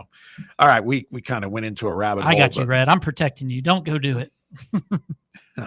But I think all those guys, Pittman, Freeze, Venables, they're all on a hotter seat than Napier. Stoops or anybody on that list? Right, I saw Stoops' buyout is too high right now. Mike Norville. No, there's 4 more. He had 8 here. All right, so we've done the top 4, and they were all SEC. The rest are not in the SEC. And I think these are guys that are they're just not cutting it, man. So far. Number 5, and you don't think about this one, but I kind of agree. This Brent Brennan at Arizona came in, replaced Jed Fish, still had talent there. They sucked last year. And they're not going to be good this year. Yeah, they sucked. And I remember he was a questionable hire to begin with. He came from San Jose State. Yeah. I just think that, you know, that's not as sexy a talking point as these SEC schools, but they're in the Big 12 now, man. They can't mess around. I think he could be gone as soon as this season. I'd say it's fair to have him ranked this high. They just won't have a lot of patience. Again, namely because of what Jed Fish did there in a pretty short amount of time. Jed Fish just shouldn't have left Arizona. No, he shouldn't have. He might be on the hot seat. He would have had soon. Would have had all his guys with him too. Yeah. I think Washington will be good though this year. Yeah, there's a lot of buzz on Washington. Yeah, saying I think they're a pretty solid team. Yeah. Number 6. Man, what has happened to Virginia Tech? Brent Pry is on here, man. Remember, Virginia Tech was a problem for a while. And I thought when Justin Fuente was there, I was like, what a great hire. They took him from Memphis. I was like, man, a lot of people thought that was going to work out. It was like Tennessee should have gotten him, you know. It was like, and somebody said that I think he's doing color commentary on TCU football on the radio or something. He's not even coaching. But yeah, Brent Pry, I mean, that is correct. Yeah, he's on the TCU radio team. Yeah, that's crazy. So Brent Pry from Virginia Tech, I don't even know. I just know they're not very good anymore, and they've, you know. Think about that game against Miami last season. They had Miami beaten. They kind of lost that. Don't lose to Vandy week 1. Yeah, no kidding. Number 7, this guy, he kind of helped himself along here. Mike Loxley from Maryland. Big Ten Media Days. And I appreciate his candor and being genuine, but if you're a booster, if you're a fan, if you're the AD, you do not want to hear your coach say, man, I lost the locker room last year. Yeah. It's a bad statement to make. He was keeping it real, and it was a good talking point for us because we were talking about all the NIL stuff and everything, but doesn't put a lot of faith in your coach, right? Yeah, I mean, I think you got to hope like, hey, we got the financials figured out this year, Mike? Because let's put a good product out on the field. But yeah, I mean, I think Maryland, one of those teams that's just probably going to be one that also kind of starts directing some money for football towards basketball. I think eventually. he's recruiting too well though from the Fire. I mean, they have the #1 Right. player in the class of 2026 Yep. committed there. Really? Yeah, they do. Wow.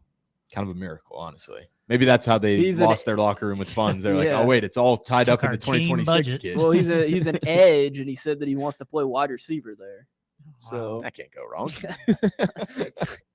I almost spit take on my drink there. That's how often do you hear that? Two-way guys. That's what he said he wants to do. play He said both he like ways? tweeted out and said, "I will play wide receiver at the University of Maryland." All right. Go do it, brother. Sure, that's not Debo Samuel we're talking about. Debo looks like he could be an One of edge your best rusher players on the these days. field. Yeah, Change there the you game like go. Travis Hunter. You just do it from the edge. Yeah. Or Travis Hunter, sorry. Number 8. This guy, it feels like maybe the cycle's catching up with him. Scott Satterfield at Cincinnati. If you recall, he kind of he got out of Louisville before the lynch mob came, took the job at Cincinnati. He was not getting it done at Louisville. Apparently not getting it done at Cincinnati either. Not that Cincinnati's a blue blood by any stretch, but they have made the college football, the playoffs back when it was the 4-team field. They got some expectations, but it is interesting that some of the names we threw out, Mark Stoops, I do think it's probably associated with the buyout, right? They fire him. It's $37.5 million. He's not going to leave on his own. They just don't care about winning football enough to pay that type of money. That's right. That's right. Is there anybody else that comes to mind that would be like, why aren't they in that top 8? Well, I said Norville, but you guys said he'd be too expensive too. Yeah, They can't go 3 and whatever again. I think his hot seat I'd say it's not as hot as it is for some of these guys. Florida State to go 2-10 or whatever. Yeah, they went, if they turn it around and go 7-5, he's probably okay. Because, they can kind of write off last year as an aberration. But you're right, another losing season, he's cooked. There's no doubt about it. But I don't know. I just wonder if LSU just has the expectations are through the roof for LSU. Some people haven't won a national championship. So I'm just wondering if they lose 4 or 5 games, what that does to O'Brien, because they have the schedule to lose 4 or 5 games on there as well. So I just wonder if somebody like that, just a name like that, like a bigger name. Yeah. I just off the top of my head, Lincoln Riley. I don't know what they're thinking at USC. Fickle maybe at Wisconsin. There you The go. That's past a good couple one. years hadn't been great. But he was the coach of those Cincinnati teams you were talking about. So, he's obviously had high-level coaching. He is going to have to get it going, though. I would agree with that. The other one, too, and by the way, he didn't help himself with some comments he made earlier in the week. I think I even I quote tweeted on it. Dave Aranda at Baylor is another one. Did you don't like the Wolf of Wall Street comments? No, it just didn't make much sense to me. It was like, why did you have to pull that up? If you haven't seen it or heard it, go look it up. I'm not going to talk about it because he talks about a certain specific portion of our population, and he was talking about don't go listen to the comments if you're listening, DR Vol. Yeah. That's right. That's a trigger. That's a touchy subject for him. Trigger for DR Vol. But when I saw that, I remember I just posted, this is why I'm glad we got who we got. I know there's still stuff to work on with Josh Heupel, but this guy looks like he's kind of in over his head now. We complain about him not really revealing too much to the media, but I'd rather hear the Bill Belichick coach speak from Heupel than talk about Wolf of Wall Street midgets. Yes, that's it. Okay, Brandon on the YouTube feed. I'm afraid I lit the fuse. He wrote, if Hype leaves for Oklahoma, we bring John Gruden. He's been politicking for a couple of years now on social media, how much he loves the T. Oh, boy. I'm not going to lie. That would fire me up just for a little bit. Yeah. Sustainability, maybe not the greatest long-term option, but, man, the sound bites would be fun for a few years. Yeah. God, it's all He starting still loves again. it. He still got the loves juice. He loves ball. Yeah, but box scenes are awesome. Yeah.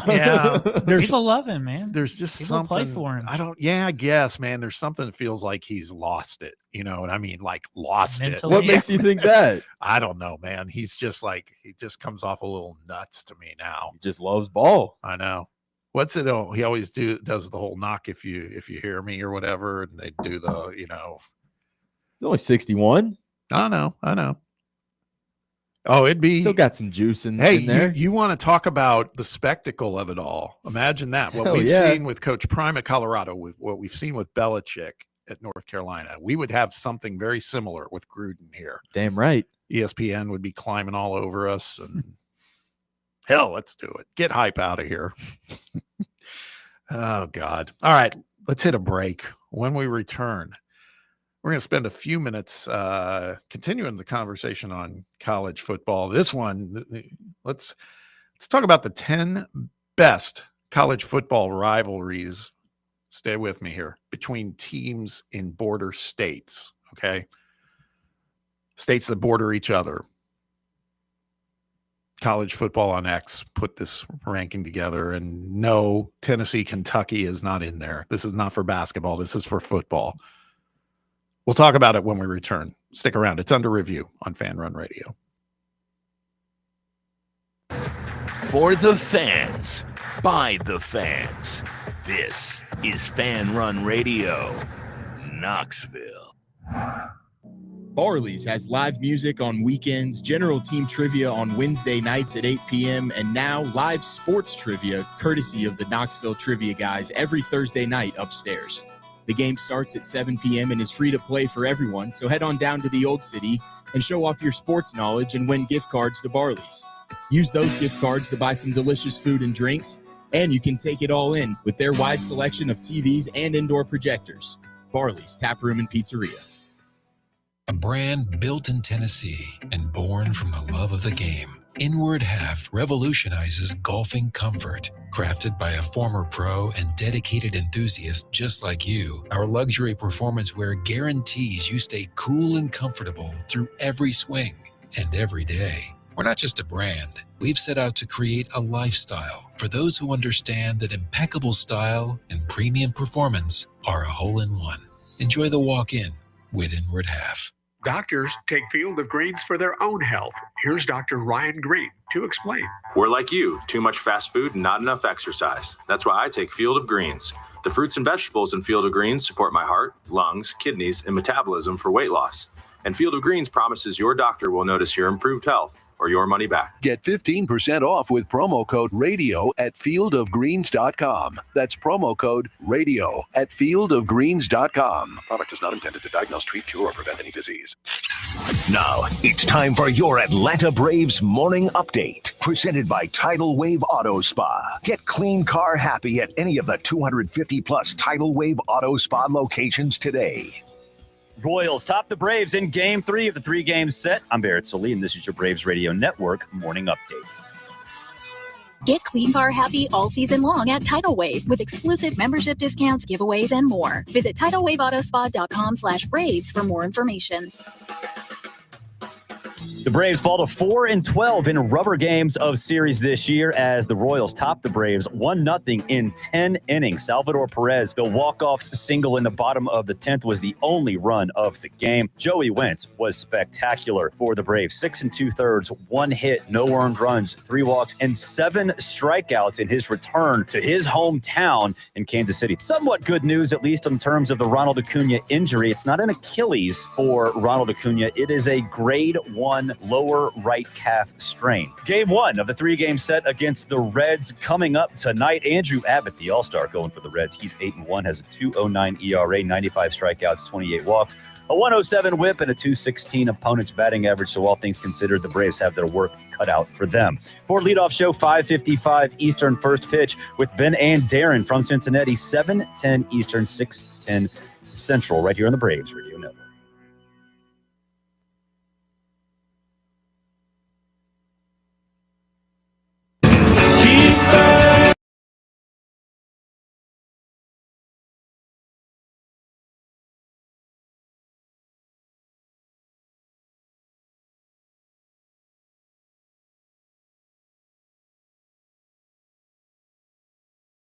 Back. A little more college football. The X account, College Football Live, seems pretty legit. They got a lot of followers. I follow them. You can find them College FB on X. They put together an interesting Ranker. Wanted to throw this out for conversation. They put what they felt were the 10 best rivalries between states that border each other, between teams in states that border each other for college football. So again, 10 best football rivalries between teams in states that border each other. Number 1 on the list, hard to dispute this one. Ohio State, Michigan. Might be the best rivalry in college football, period, even if they were not bordering each other. Number 2, Red River Shootout, although they now call it the Red River Rivalry. Texas and Oklahoma. Can't argue with that, Sam. Don't believe so. Pretty good one so Don't far. believe so. Third one. Number 3. World's biggest cocktail party. Georgia, Florida. Need Florida to make this a little bit more competitive, honestly. Yeah. But yes. It tracks for me. A lot of memories there. Mm-hmm. Number 4. Now it gets a little dicey. Number 4. I guess if you know, you know, but you got to live up in this part of the country. Wisconsin, Minnesota. Isn't this the one for Paul Bunyan's axe? I believe. Yeah.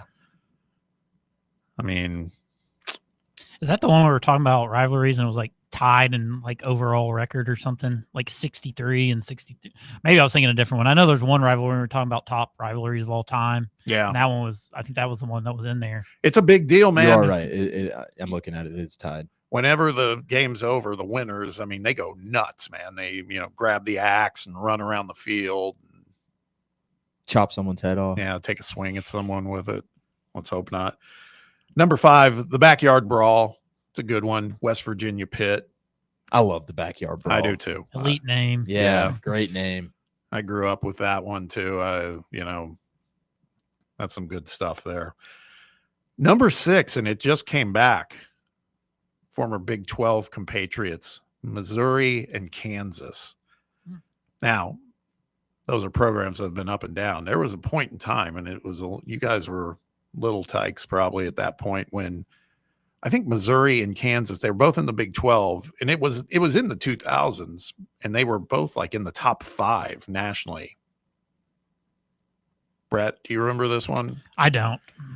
Mark Mangino was the coach, who is a big boy. Don't know if he's still alive, but it was vintage Big 12 too, by the way. I mean, those teams played each other and they scored about 110 points, and So it's 2007 you're talking That about, sounds about right. when they were like, I think Mizzou would have possibly made the national championship if they would have won the game. Right. Yeah. Yeah. It was crazy. It was crazy because those teams, particularly Kansas, I mean, Kansas was terrible before that. It was during that crazy 2007 season. Like, there's a whole documentary on everything that happened that year. Yeah. Yeah. The jacket that Mangino would wear. Like, I know that I don't really know like the whole history behind Mike Mangino, but I just know exactly when you say that name, the little picture of him just looking like a ball just in that in that Kansas jacket with those little down there. tiny sunglasses. Charlie on. Weiss was there. Yeah. Who did he looks like that one dude from Barstool, Coach Doug's. Yeah. They kind of look similar to each other, but they weren't playing recently because of Mizzou's defection to the SEC, but they're rekindling that rivalry, and I think that's a good one for sure. The new Kansas Stadium looks awesome. It does, doesn't it? What's the capacity on it? Did you see that? I don't know. It looks great, and it doesn't look like overbuilt, is my point. It's kind of, Kansas football is not going to attract 80, 90,000 people. 40,000. Yeah. They'll 7,000 less than their last one, but it'll be packed. Just looks good. Yeah, it's a good looking stadium. Number 7, Tennessee and Alabama. Let's go. Surprised this isn't higher? Yeah, I could see it. Should be 3. No, I don't agree. I could see top 5. I could see top 5. I'd put Backyard Brawl right up there with Tennessee, Alabama, but I could see them being ahead of Kansas, Missouri, and Wisconsin, Minnesota for sure. So top 5, I could buy that. Okay. Disrespectful that Kansas football is ranked above us in something. And Missouri. Yeah, kind of agree. Now it gets weird. Number 8. If anybody could guess this, Garrett, are you looking at this or no? No, I'm not. You're G5 Garrett, so you probably would like this one. Number 8, Georgia Southern and App State. It is a big one. I have a lot of friends that go to Georgia Southern. That's their biggest game of the year. But I don't think it's a top 10 in college football. Yeah. Even for bordering states? Yeah, well, when you think about it, it's just weird because Georgia Southern is so like, I mean, it's like coastal Georgia. It's down by like Savannah. Mhm. And then App State is like, you know, in Boone, North Carolina. It's not, you don't think of those as, I mean, they are bordering states, but they're about as far as you can get from one place to the other within still being in the state. Yeah. They have a elite name too for the rivalry. What do they call it? Deeper Than Hate. Oh, that is good. I like it. MTSU and whoever they play in their rivalry is called like the 100 Miles of Hate. That's number 9. It's number 9. Wow. Way to go, Garrett. Western Kentucky and That's who it is, MTSU. Yeah, that's a good one. Always a good uniform matchup, I feel like, too. Western and MTSU. They both got the chrome look kind of going. Yeah. Number 10, rounding out the top 10, back to a major conference. I didn't realize this was a rivalry. I think it's just because it's two really good programs, but they have Penn State, Ohio State. It's a good matchup, but I mean, Penn State has not been in the Big Ten that long. It's not like it goes deep, you know? I don't know. Is there one that comes to mind that didn't show up here?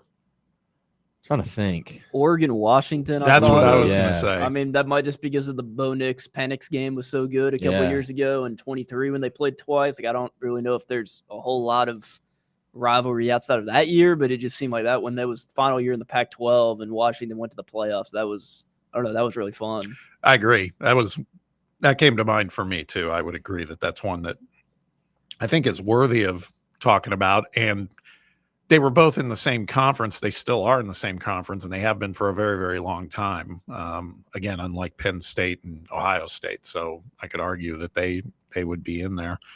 I was trying to think of Arkansas. No, Arkansas, Missouri is not. That's a border state rivalry, but that's. I mean, Arkansas and LSU is pretty big. I mean, they're pretty big. I wouldn't say it's a top 10, but I mean, they're pretty big rivals. Yeah. I guess it's ones that have to happen regularly, right? They play every year. That's kind of what I'm thinking here. Because Iowa and Nebraska have played before, which I think is a pretty interesting game, but I don't think, well, maybe now they're both in the Big Ten. Maybe they do play every year. But yeah, I can't think of any others, honestly. Although I think Auburn, Georgia is a pretty good matchup. Mm-hmm. Trying to think of some other ones. There's just so many in-state ones that are so much better. I'll tell you one. That's what I keep going to. I'll tell you one you would never think of, but it's historically Harvard, Yale. Wouldn't that Massachusetts and Connecticut? That would. I mean, that's not anything anybody's really watching, but that rivalry I think is like 150 plus years old. I mean, simply Tennessee and Georgia, I feel like it's a rivalry. Sure. You know, at least in our eyes. I don't know. Like you said, it's just hard to think of ones you don't think of border. Two teams that used to be relevant, but like Colorado, Nebraska. Mm. You gotta turn back the clock for that one. But that was I mean, always fun. That's that was a fun game. Thanksgiving type game. Yeah. Could you go like did we say LSU and Ole Miss together? I feel like that's always a pretty solid game. Yeah. I don't know. It's interesting. I thought they got the first three right, and then after that, it gets a little more debatable. But it's interesting hearing about the Georgia Southern App State one and Western MTSU. Would never think of those, but North Dakota State, South Dakota State. Yeah, that is a good one. That's a good one. I like it. As a sicko myself, Garrett, I always enjoy that one. It's a fun one. They usually meet in the player, their postseason teams. So, all right, You know what it's time for? We got to wrap up hour 2 here after this break. Let's try some Pop-Tarts. Who's in the mood for some Pop-Tarts? Right now, radio dials turned off. But we got a Thursday test to get to, and then we'll get right back to more football talk. But who knows? You might have a flavor that gets you intrigued. We're going to talk about a few of them when we return. It's summertime, folks. Bear with us. We're almost back to full-time football, but we still sometimes have to have a little bit of frivolity. We'll get to that when we return. Stick around. It's under review on Fan Run Radio. Check out our new and improved website at fanrunradio.com. Hey y'all, Tennessee's sports renaissance man Chase Thomas here to tell you about my new show right here on Fan Run Radio, Fox Sports Knoxville. It's called The Chase, and it goes live Monday through Friday right here on Fan Run Radio, Fox Sports Knoxville from 1 to 3 o'clock Eastern Time each and every day right here in East Tennessee, where we talk all things Tennessee Vols with a stacked, rotating cast of Tennessee Vols media members. Make sure you check us out right here on Fan Run Radio and Fox Sports Knoxville. We make it easy to save money. Get access to thousands of discounts on shopping, dining, and travel with the CNB Plus Perks account. It's a powerful new way to save money with roadside assistance, cell phone protection, identity theft protection, and credit monitoring. Banking at CNB has its perks. Call or stop by a branch for more details. Citizens National Bank. Banking never felt so good. Member FDIC. This is Coach Josh Heupel. In football and life, you need a solid defense to protect what matters most. That's where Farm Bureau Insurance of Tennessee comes in. Score peace of mind with Farm Bureau Insurance, the official insurance of the Vols. They're your line of defense. FBITN.com. This is Baseball VFL Cody Brown. Farm Bureau Insurance is the official insurance of the Tennessee Vols. I'm here to be that line of defense for all your insurance needs. Give me a call at 865-992-3871. And go Vols. Hi, I'm Dr. Jacob Wilco, and I'm proud to join the team here at Knoxville Smiles, where we're leading the way in comfortable, modern dentistry. Many people are anxious about going to the dentist.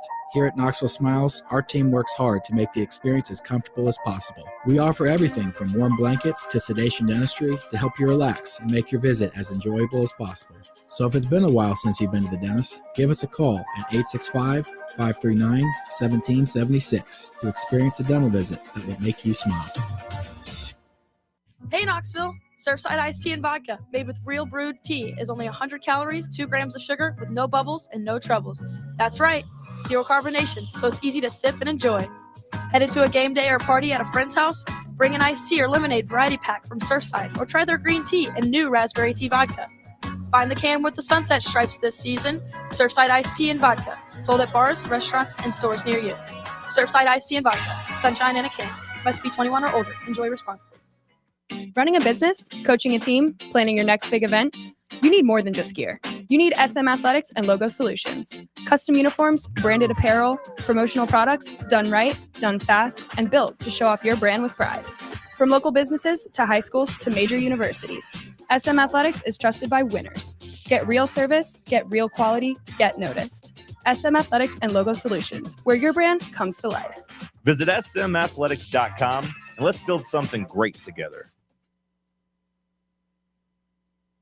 Hey Knoxville, Surfside iced tea and vodka made with real brewed tea is only 100 calories, 2 grams of sugar with no bubbles and no troubles. That's right, zero carbonation, so it's easy to sip and enjoy. Headed to a game day or party at a friend's house?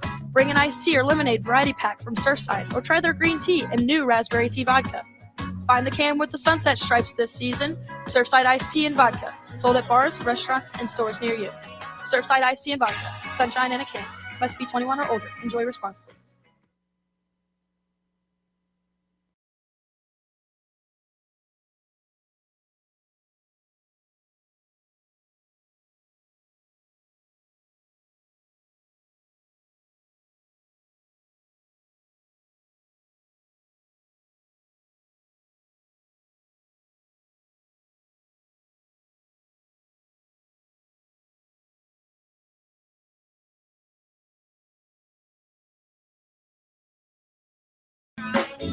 Welcome back. Final segment, hour 2. We got to blow through this one. It's time for a little Thursday taste test. We talked about it earlier. Got some stuff here. Pop-Tarts, people. Oh, goodness. I'm already skeptical of the first flavor. Well, the first flavor is going to be, we've got frosted strawberry milkshake. We've got Girl Scout Thin Mints. I'll send that your way because that's the kicker. This is the Thin Mints that I've got that's already opened here, Bob? Yep. Okay. Yeah, because Are you going to try this Thin Mints one on air? Or this is the one you said you already had, Yeah, right? I'll give you my review of it in a second. Girl Scout Frosted Coconut Caramel, which is kind of like Samoa's if you're a Girl Scout cookie fan. Why can't they say Samoa's? Is that That's a good question. Is it I don't know. culturally not appropriate? It's a good question. They don't want to put Samoa's on the box. Oh, that could be true. Have they done that with actual Girl Scout cookies? Have No. they quit the name Oh, no. Samoa's? You know what? Maybe they have changed the name of them. Now that you mention it. Girl Scouts went woke. Last one, frosted cinnamon roll. All right. Okay, now First, that intrigues me. yeah. So the first one, and it should be the top of your stack, boys. Okay. So open it up. Make sure it's chocolatey looking. It is, yeah. Okay. So this is Thin Mint. Girl Scout cookie Thin Mint. You're not going to be able to eat the whole thing, but Yeah, I'm going to split This down the is middle. Thin Mint. This smells very chocolate. I don't smell any Thin Mint. I smell some mint. got to Do you taste some of really? the filling, Garrett. And you guys don't need to split them or anything. You can just have them. It's no big deal. I've already had one. I like that. Subtle. It's not too overpowering. That was my worry. Yeah, the mint, you got to get to the middle though. It's not in the crust like we talked about earlier. That was my take on it. I was a little disappointed, honestly. I wanted maybe a little more mint. Yeah, I need more mint. A little more. Thin Mints. I mean, I don't want to be eating toothpaste for my Pop-Tart. But that's the elite of the elite Girl Scout cookie is the Thin Mint. Yeah. So I want more of the mint like you get. They But did I also change like the my name, Thin by the Mint, way. like Girl Scout cookie, to be a little cold, frozen. So I Has don't to be know. frozen. Yeah. I don't know, but it's not bad.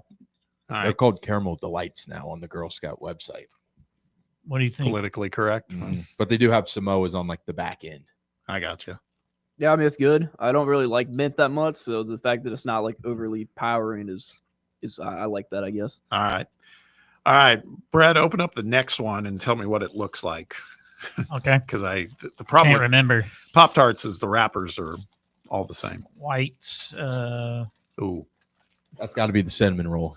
That If it's is- white. There's no yeah, stripe. it's definitely cinnamon roll. All right. Let's Good. do That's the second one I wanted to open. frosted cinnamon roll is next.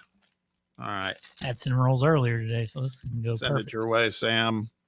Everybody partake.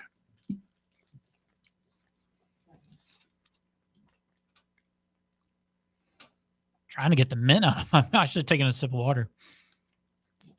This is legit. Can't mess that up. No. This tastes like a cinnamon roll to Yeah, me. this one's good.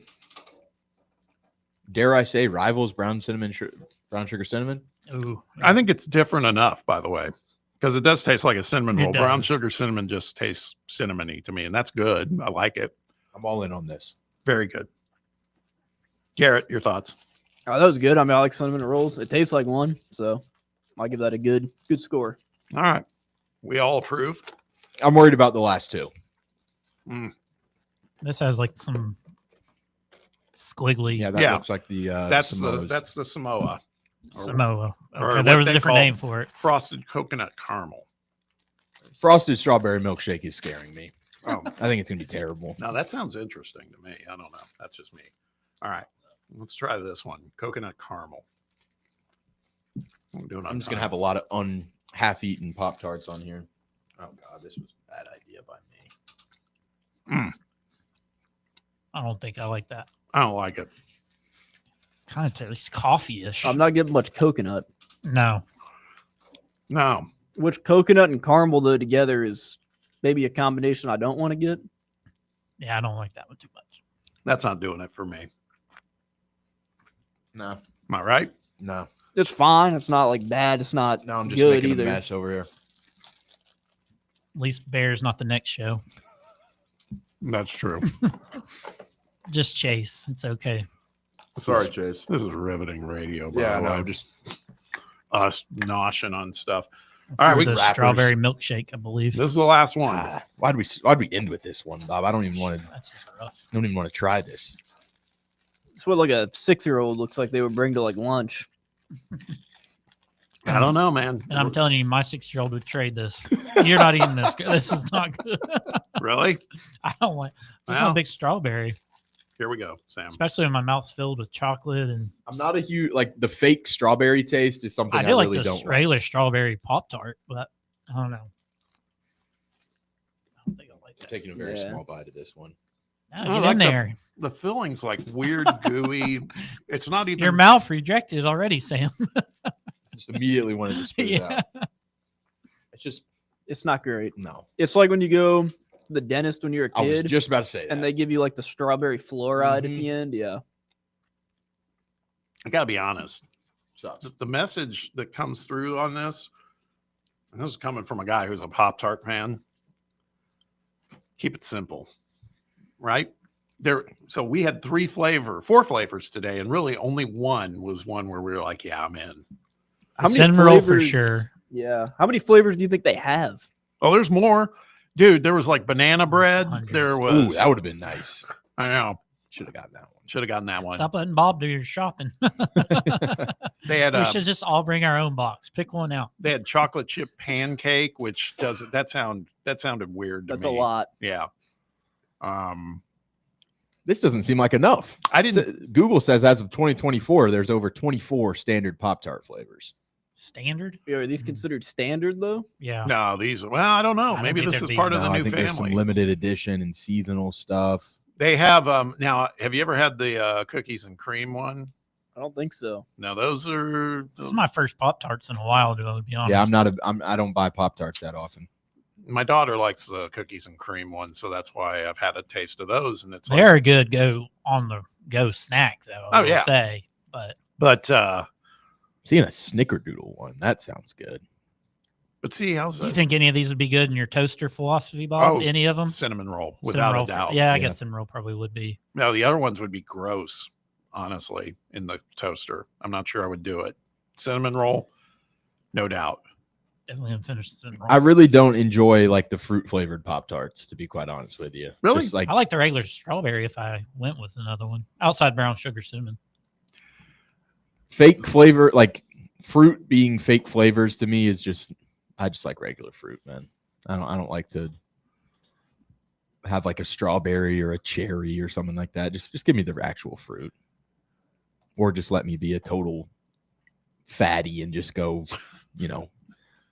cookies and cream, like we're saying, or yeah. Thin So the mints or- Samoa ones was third for you. Was it the dark or chocolate after the cinnamon roll? I honestly didn't like It's any a of tough them. race for last place between the Samoas Milkshake and the one? milkshake. Really? I'll tell you, the milkshake one, if you toasted it, it would be absolutely terrible. Yeah. No, it'd be gross. All of them would. I honestly was disappointed in the Thin Mint, really. It was like it was not terrible, but it was like, that's okay. The strawberry milkshake one would have been better on like the ice cream bars that they did with just that's right, strawberry ice cream kind of in the middle of it, and then Yeah. maybe some That's it. some whatever the other stuff would be. All right. So there you go. You've been advised, listeners. Stay away from frosted strawberry milkshake and frosted coconut caramel and even Thin Mint. Pretty much just don't Pop-Tarts. stray away from the originals. Just Stay with the originals. run the damn ball. Although frosted cinnamon roll seems like a pretty good effort for a Mhm. new one. We're good. We're on board with that. Yeah. All right. That wraps up hour 2. When we return, got midday headlines. We'll get back to business. Sam has you covered on those. Ryan Sylvia from Rocky Top Insider will join us with a practice report from day 2 as well. All of that coming up. Stick around. It's under review on Fan Run Radio. You're listening to FM 105.7 and AM 1340, WKGN Knoxville, and W289CU Knoxville. Fan Run Radio.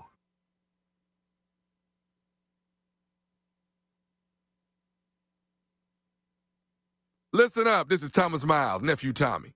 Okay now, fellas, let's be adults for a minute. Let me ask you something. When the lights go down in the bedroom, are you still clocking in? Or is the equipment on strike? Look, Erectile dysfunction is real. It can mess with your mood, your confidence, and don't even talk about the side-eye you get from your lady. But there's good news. Men's Pro Knoxville has licensed medical providers who specialize in turning oh no into let's go. And forget those same old pills, they don't work for everybody. These folks have options most men don't even know exist. Your consultation, just $99. Blood work, consult, and maybe even a test dose if the doc says so. They got an in-house lab, so you'll know where you stand in minutes, not days. So stop stressing. Call 865-544-8220 or hit menspronknoxville.com. Men's Pro Knoxville, making it happen. White Claw is taking hard seltzer to new heights with White Claw Surge. At 8% alcohol, White Claw Surge is a stronger wave of refreshment that doesn't compromise on taste. Available in 4 bold waves of flavor like ripe blackberry, citrusy blood orange, zesty natural lime, and tart cranberry. Check out your favorite retailer in-store and online for the White Claw Surge Variety 12-pack and 16-ounce single-serve cans. White Claw Surge. Please drink responsibly. Yee-haw! I've been hooting and hollering ever since I started betting with the VIP Play app. VIP Play has more than 200 leagues, every bet type you can imagine, live betting and live hosts, all with 24/7 support from real live people when you need them. Start betting better with the VIP Play app today. Don't be a better, be a better with VIP Play today. Download VIP Play today or head to VIPPlayApp.com. Make sure you use the promo code FANRUN to take advantage of their welcome bonus and so they know that we sent you. Gambling problem? Call 1-800-88-99789. Must be 21 or older and located in Tennessee to bet.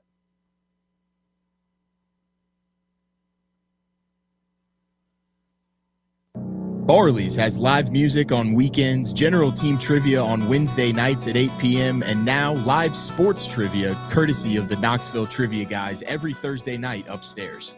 The game starts at 7 p.m. and is free to play for everyone, so head on down to the Old City and show off your sports knowledge and win gift cards to Barley's.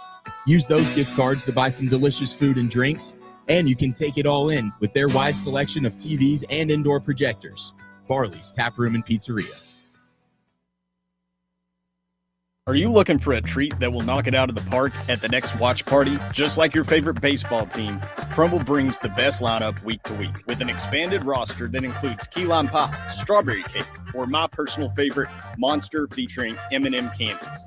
Let Crumble treat you to the best cookies in the game.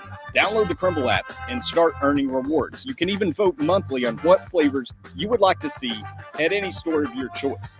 Warmer weather is here, so get to the ballpark, but don't miss the cookies.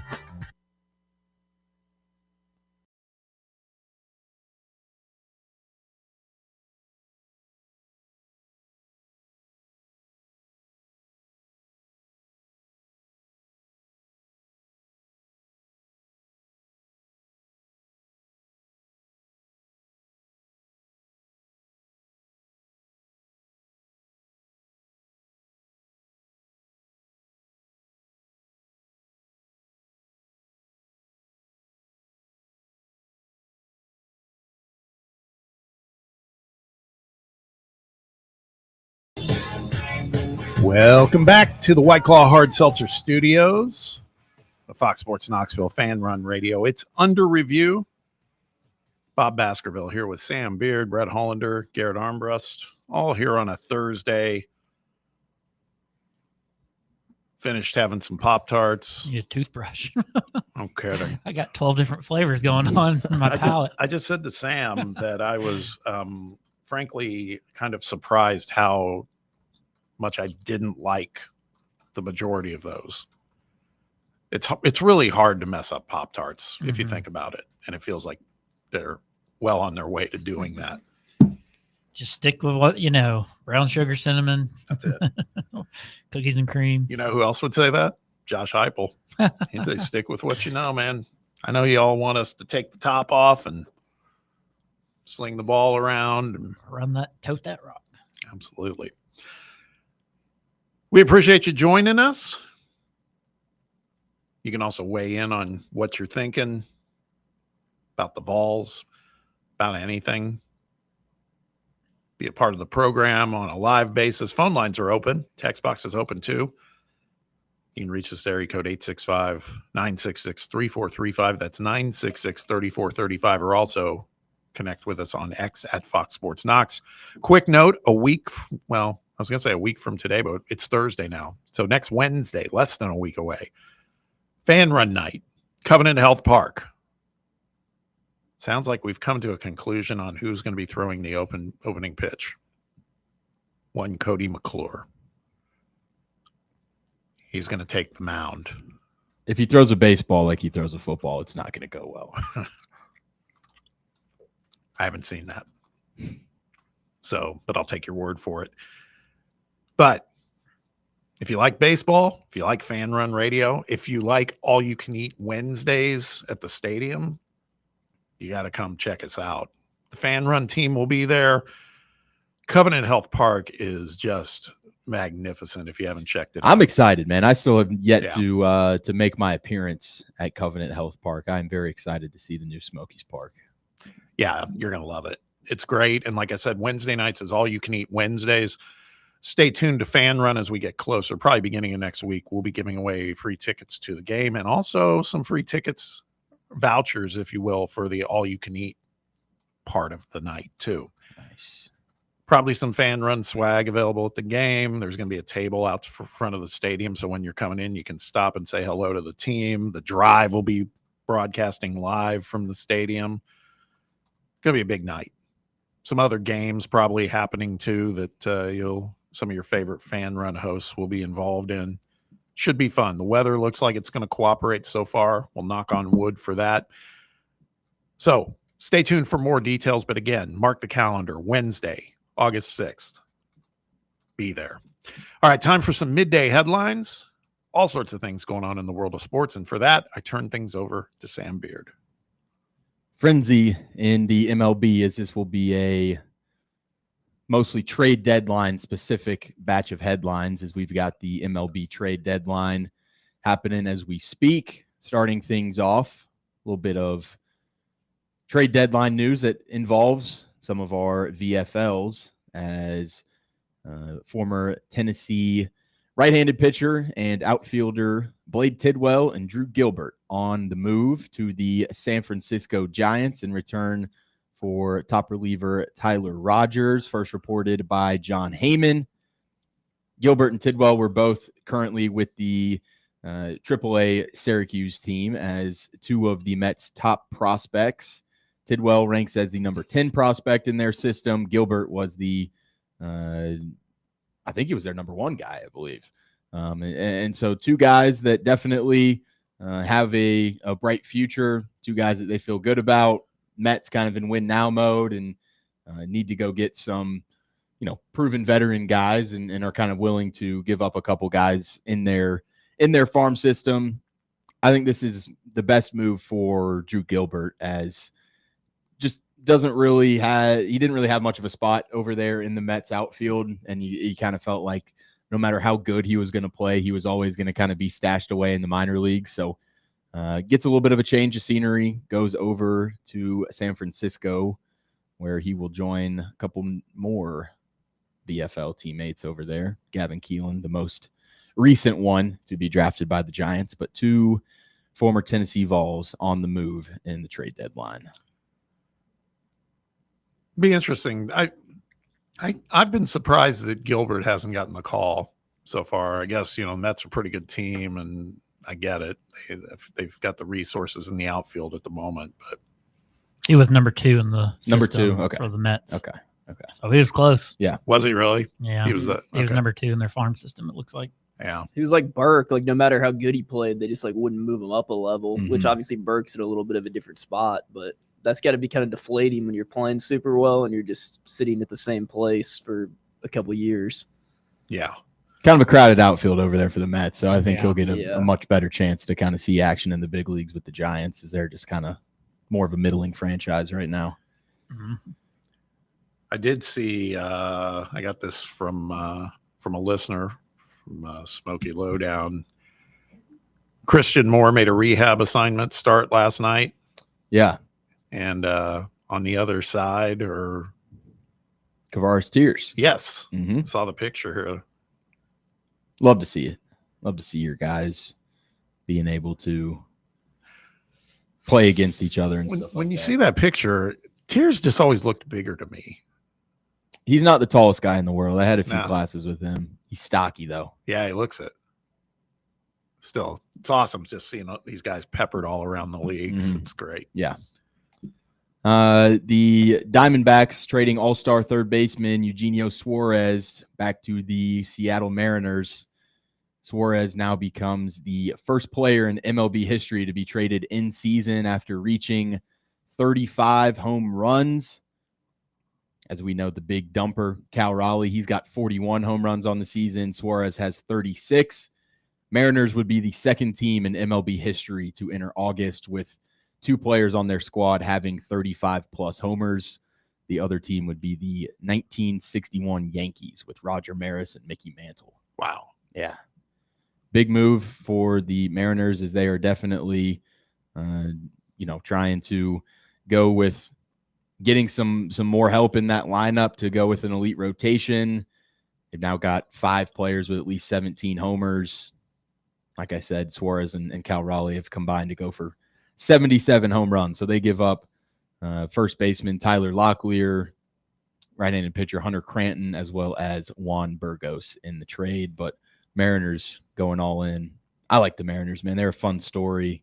I always go back to that video of the Mariners like radio call guy, and when they first made it back to the postseason, how he was like borderline in tears. Yeah, calling that final out.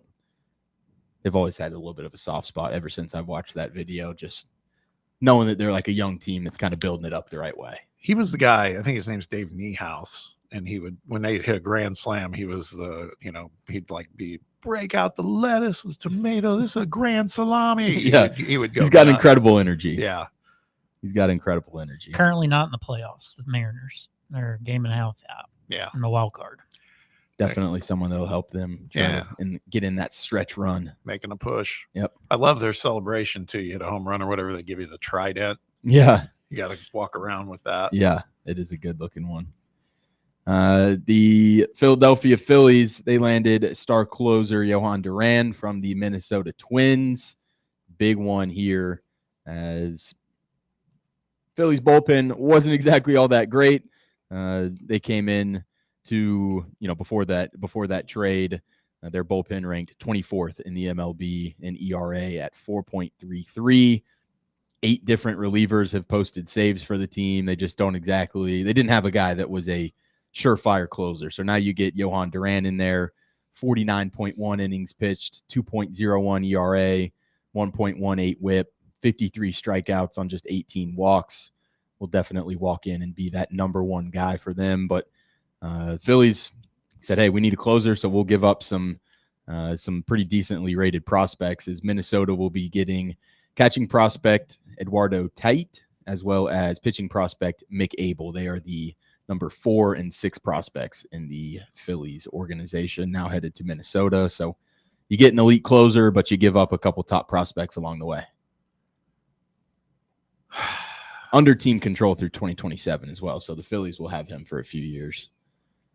I hate the Phillies, though. A lot of bullpen guys on the move. A lot of bullpen guys on the move, yep. Big time arms. Mm-hmm. More so than any other thing right now, it looks like.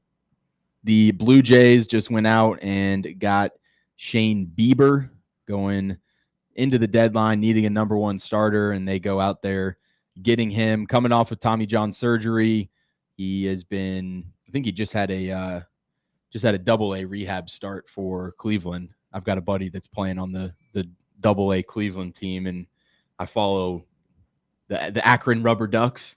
So I follow them to like keep up with how he's doing. And then I looked at the starting lineup, and it was like Shane Bieber on the mound today. And I was like, whoa, that's pretty cool that he's getting to play behind Shane Bieber. But he is quickly on the move as he has this AA rehab start, and then he gets sent to the Toronto Blue Jays as they need some starting pitching help. Pretty solid in his minor league rehab starts. 11.1 innings pitched, 1.59 ERA, 21 strikeouts, and just 1 walk. Not too bad. No. Not too bad. Oh, this one was good. About an hour ago, billionaire Mike Rapole is taking an ownership stake in the UFL. He now joins Fox, ESPN, The Rock, Danny Garcia, and Redbird Capital as co-owners of the league. He said, quote, "Today is the first day of the United Football League." Get some big money in there. I mean, yeah, you get enough investors in there and stuff like that. Eventually, it probably will work out. Yeah, this is the body armor guy that Rick Pitino, shakes his Yeah. hand like he's in The Godfather with him before every game at MSG and stuff like that. But a guy that's been pumping money into the St. John's program. If you believe in the vision of the UFL, I think this is a pretty solid guy to kind of get in your boat. That's what I was going to say, man. There's people that believe in this league, apparently, because that's a lot of big money. Yeah. Bob, you sent me this one. I'll let you kind of go a little bit deeper into this explanation, as this is not necessarily my forte, but Fox is paying $125 to $135 million to acquire a third of the stake in Penske Entertainment, the owner of IndyCar and the Indianapolis Motor Speedway.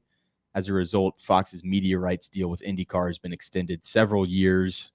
Ratings are up 30% this year. So Fox is kind of just saying, hey, we've got some positive momentum here ratings wise. Let's go and try and capitalize and invest even more in there. And I guess they're kind of just getting complete ownership, I guess, of IndyCar. Is that kind of the I know it's just a 33% stake or whatever, but it feels like they're kind of trying to corner the market a little bit. Yeah, well, there's a couple of things in the backstory. First of all, so they want to lock down the rights, which is great for IndyCar because they've really struggled having a committed TV partner. The ratings are up. They're still not where they need to be, but they are headed in the right direction for sure. It's almost unprecedented. It is unprecedented that a media entity is going to have a piece of ownership in that track. Okay. That's a big deal. And the other factor, in my opinion, on this is the president of Fox Sports is Eric Shanks. Eric Shanks is an Indiana University grad, and he's talked about how important and special it was for him to get the rights to the Indy 500 in the racing circuit when they got it last year. I have to feel that he's a guy who's behind some of this, saying, "Man, let's go all in on this particular sport," because long ago, before you youngsters were even around, NASCAR was just an afterthought. I mean, this circuit was like, it owned television ratings, but then they went through some sort of split with CART. They had some sort of ownership split, and some drivers went to one league, others stayed in what was IndyCar or USAC, and it almost destroyed the sport just because they diluted it so much. And then NASCAR came in and got very, very hot, and the rest is history. So they're fighting their way back. So I think it's an interesting development. I think it's kind of a big bet for Fox, quite honestly. And how IndyCar and the IMS, the Speedway, probably benefits from this as they get more money to continue to invest in the infrastructure there. And because Roger Penske's turned it into a place, like there's a BMW like driving school there in the off season. They're setting that up on the inside of the track, and they're trying to create other business entities there. So just kind of a new era approach. Yeah, for sure. Gilbert Arenas arrested along with 5 others on Wednesday in LA and accused of illegally hosting high-stakes poker games at his California home, according to the Department of Justice. Was charged with 3 felony counts and arraigned Wednesday afternoon in U.S. District Court in L.A. Ordered Arenas' release on a $50,000 bond after he pleaded not guilty.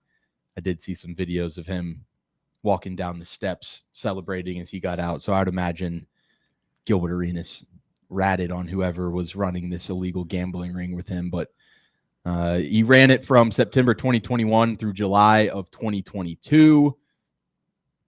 It's pretty funny. There's like a picture of the poker table that's in his house, and it's like a custom poker table. It's the Arenas Poker Club, and it's got his jersey with his name on it, like a little silhouette of him basically on the middle of the table. Pretty damning evidence, I would say.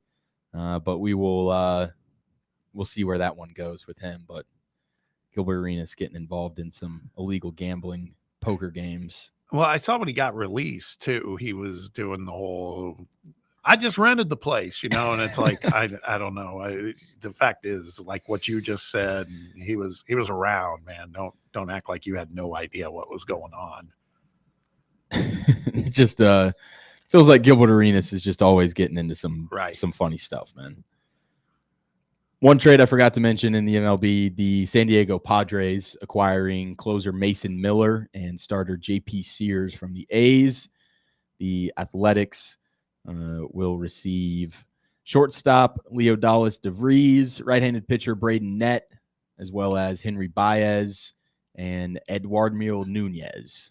They are the number 1, number 3, number 13, and number 17 ranked prospects in the Padres organization. So classic A's trade here, just giving away some very solid assets and just kind of wanting to get some other pieces that they can throw into the farm system and hopefully develop and probably send off again for another patch of prospects. It's always it's the A's recipe. Kind of feels like the Padres are just getting a fantastic fantastic closer here, and he just kind of goes about with the approach of like screw those prospects. Give me the top level guys. Well, and they're saying, part of the Padres pattern too.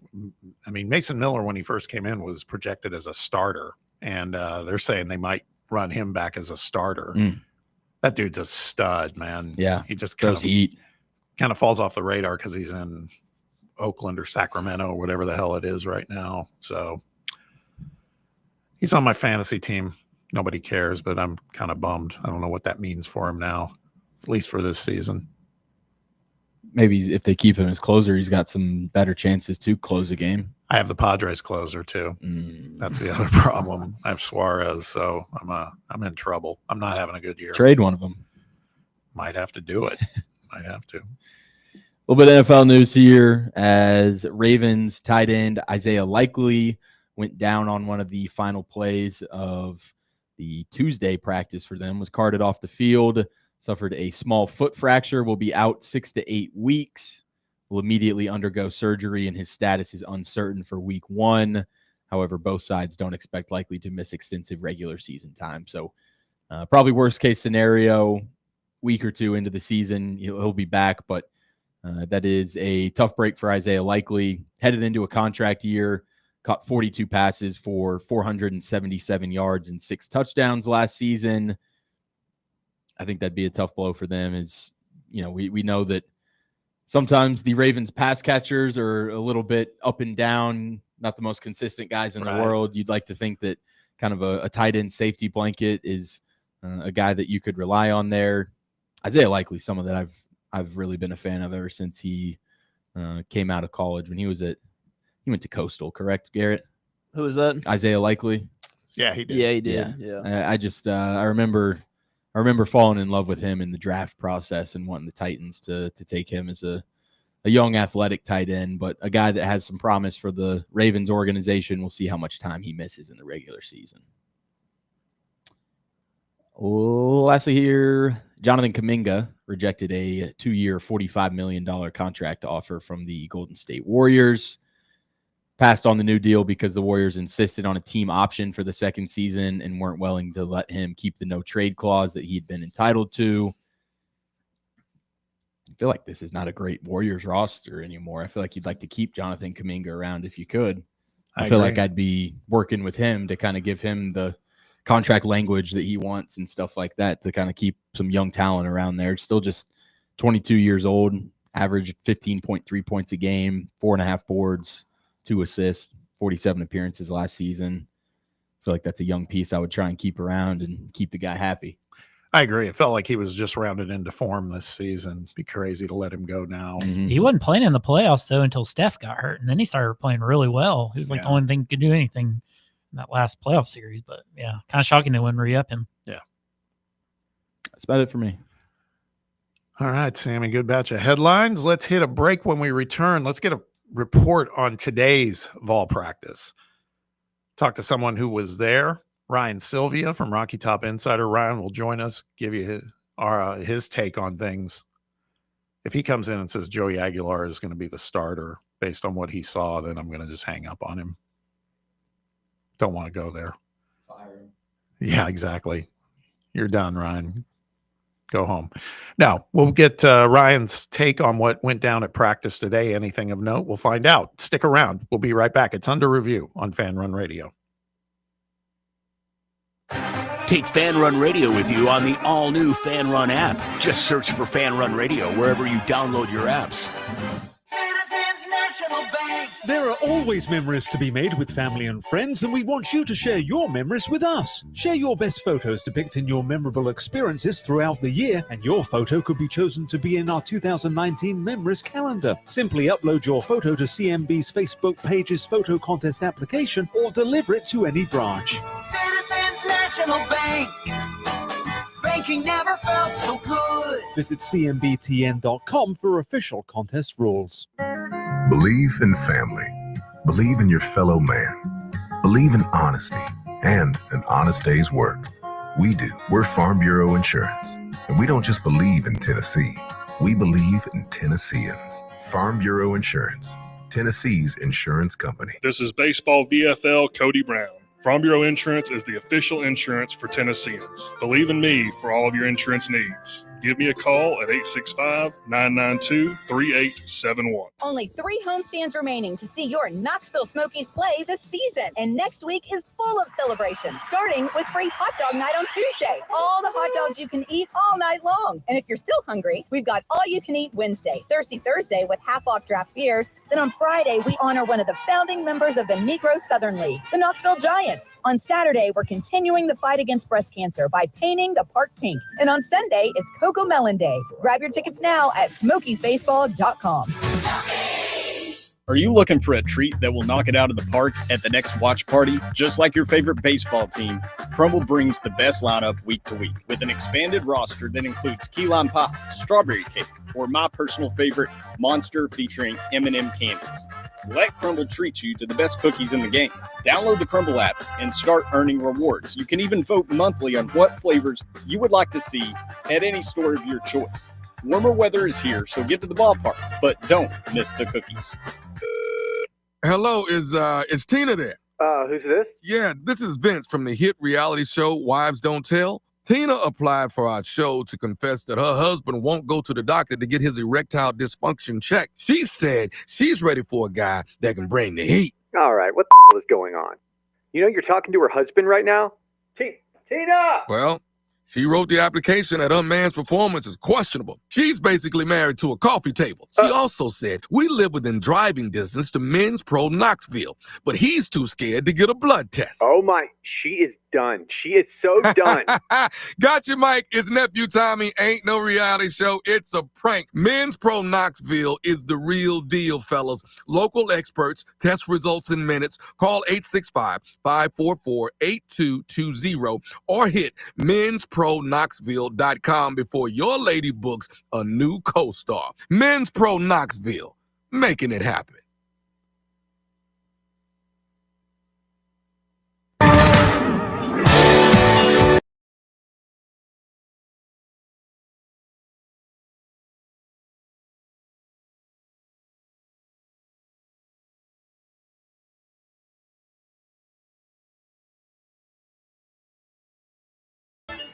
Welcome back to Under Review.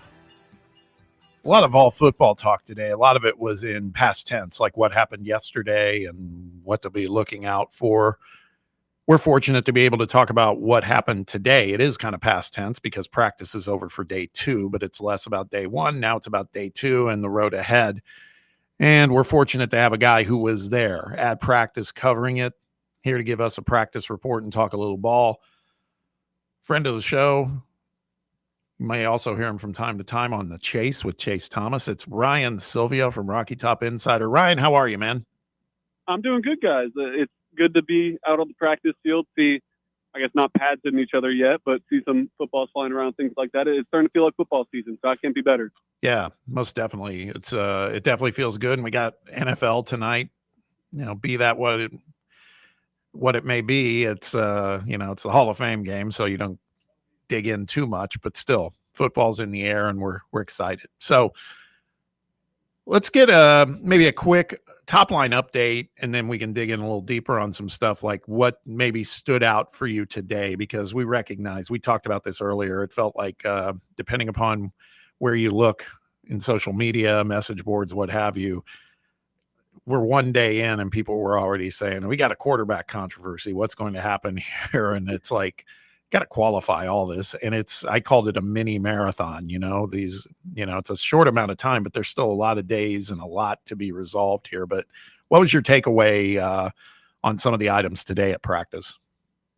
Yeah, quarterback wise, it's still, we haven't seen him throw against defenses and in coverage or anything like that yet, which obviously is a big deal when you're deciding who your quarterback's going to be. But saw some more routes on air, and it felt similar to yesterday, I think, where no one looked fantastic. It looked like no one came out and it was like, oh yeah, that's your guy right there, which not that you'd fully expect it, but it still feels very up in the air. I would still say it's probably between Jake Mercier and Joey Aguilar. It would feel like an upset if George McIntyre really got himself deep into this race just because of how new he is to college football. But it's still up in the air. They're still all three going to get reps with the first teams and do things like that.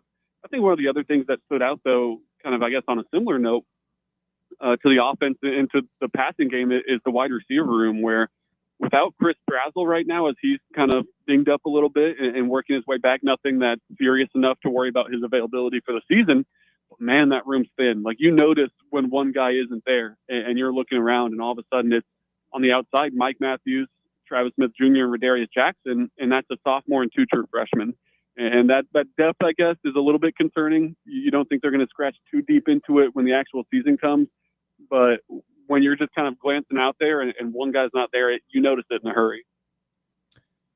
Talk to us about kind of the physical transformation of some of these young guys, because we know that we, maybe not the most active team out in the portal this year, and we're leaning on some of that young talent to be able to go out there and play immediately. I think it's a great sign that you hear that David Sanders is up 40 pounds all the way to 305 to 308 when they really wanted him at 290. And also Deshaun Brame said he came in at 218 and he's now already up to 243, hoping to get up to 250. Just talk about those young guys being able to kind of take the weight program on this early and being able to kind of build SEC bodies as a freshman. Man, some of those freshmen just look like completely different players. David Sanders, obviously a fantastic sign, someone they're going to ask to play right tackle this season. So it's a great sign that he's been able to put on that much weight. There's still probably weight for him to put on. We'll see if he's able to get it up anymore now that fall camp's actually here. But he will still be, if he plays at this weight, a little bit undersized as far as SEC tackles go. But obviously way better when you're up 40 pounds compared to what he came in as.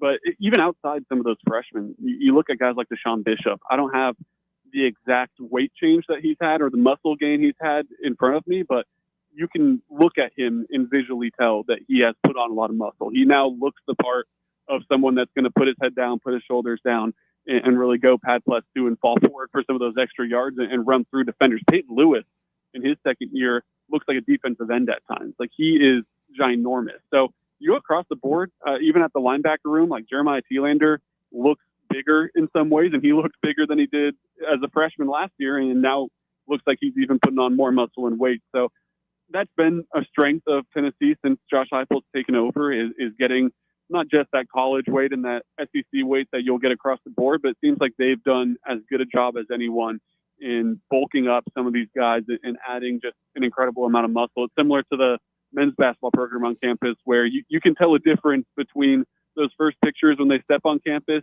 and when they start getting to practice and when that freshman season hits. They just look like different guys. And I think that is kind of across the board for Tennessee this year as well. It's a lot of body transformations in a good way for Tennessee. We're talking with Ryan Sylvia from Rocky Top Insider, who was at Tennessee's second day of fall practice today. I saw a little bit of video of Boo Carter today.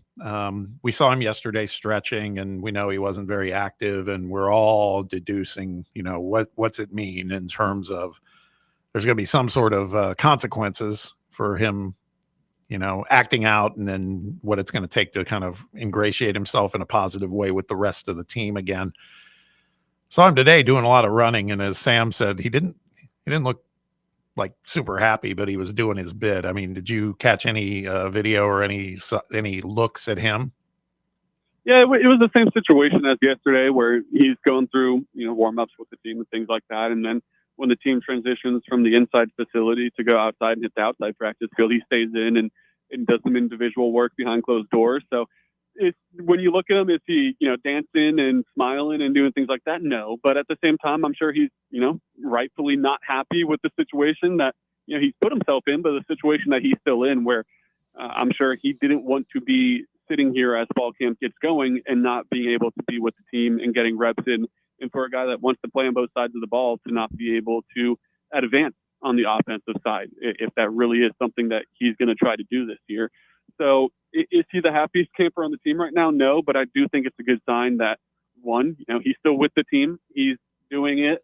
He's out there doing what he can. And he is, I guess, serving that punishment, if, that's the phrasing that's probably best to use right now. So is it the most ideal situation? No, but I guess as of right now, it's about as much as you can ask for. And hopefully for Tennessee's sake, he's a really good player, so that things continue to go well and he can progress back to being a more and more of a participant at these practices and get ready for this year.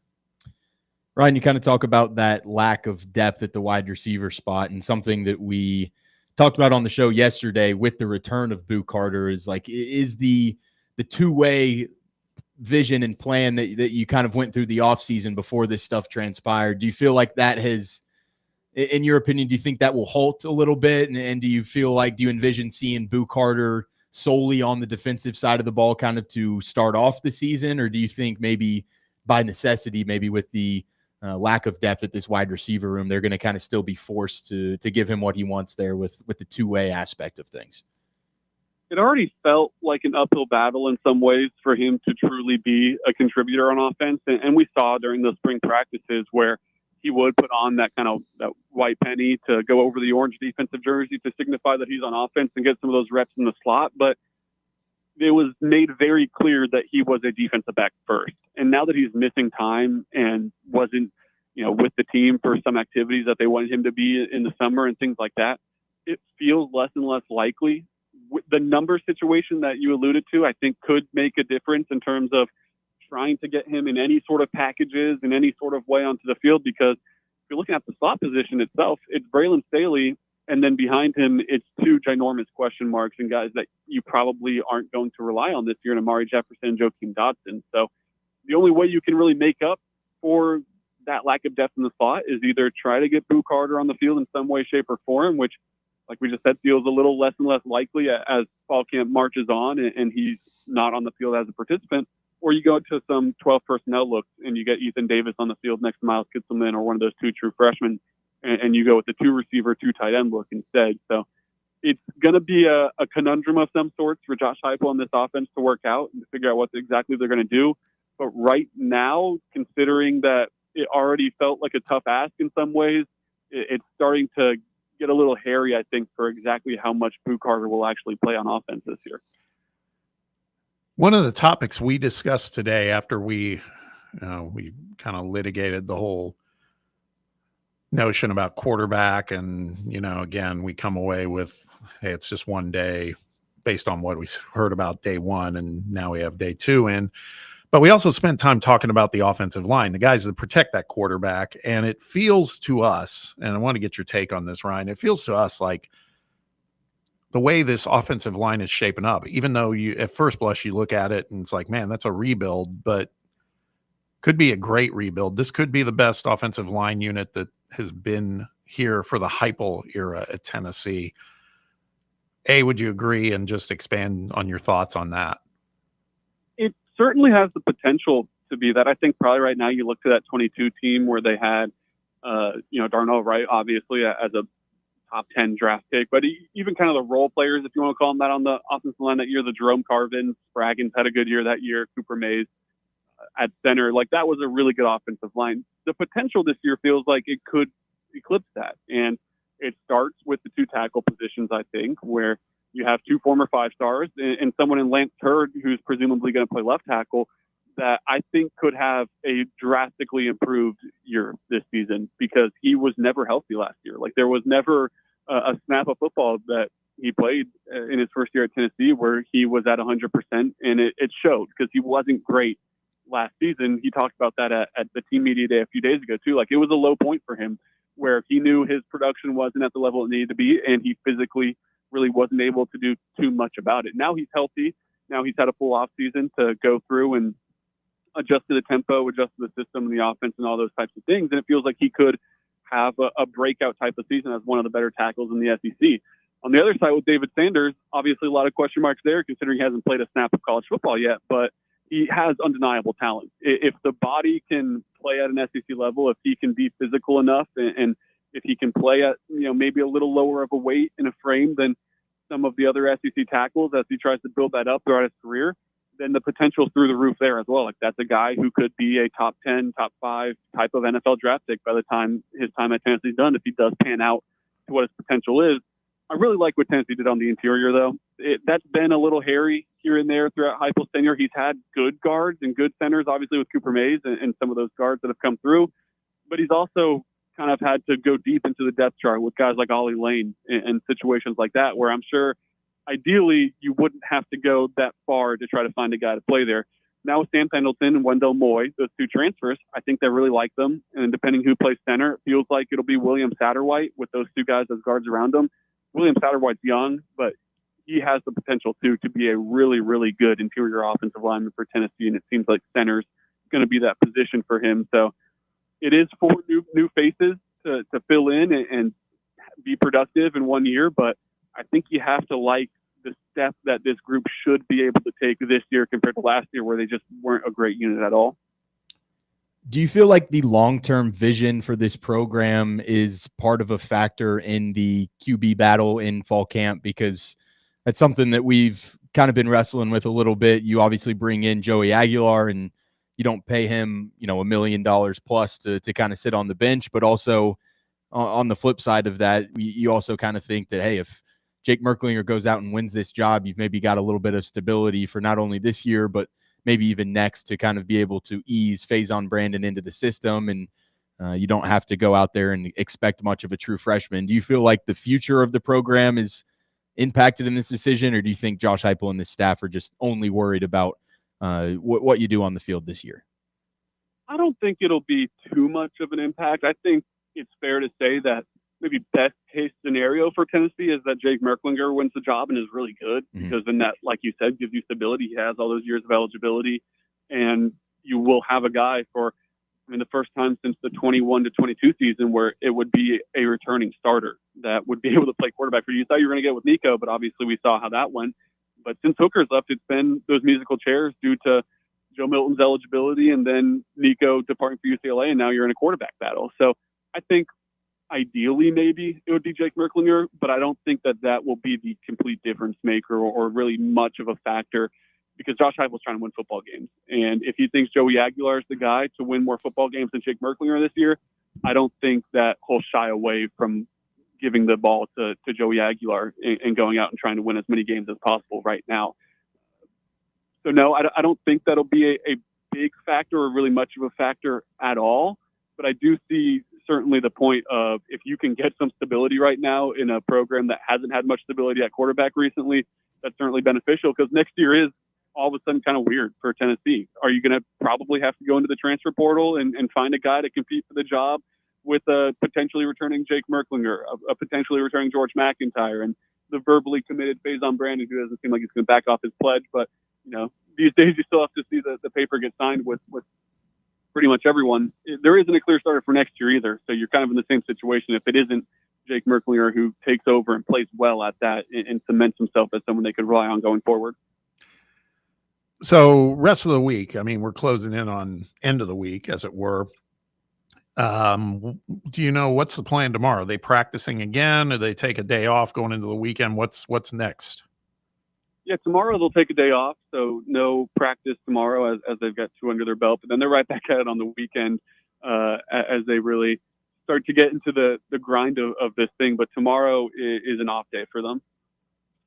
So presumably kind of an off day for you. I'm sure you'll still be writing some stuff, but at least you don't have to be out on the field, right? Yeah, exactly.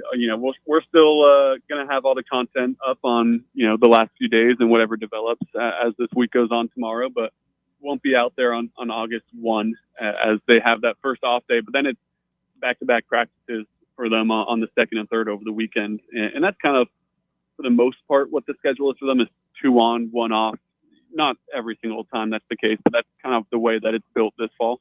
So at the moment, no practice on Monday the 3rd or the 4th, I guess that would be. The 4th, yeah. The 4th is an off day, but then they're back on the 5th and 6th.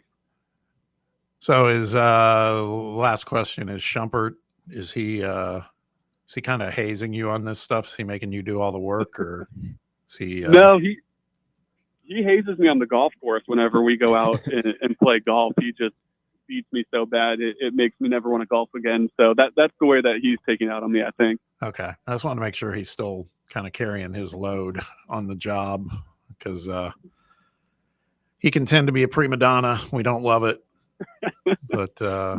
But we like you. And listen, let everybody know where to follow what you're doing, not just with Rocky Top Insider, but your personal X and all that stuff.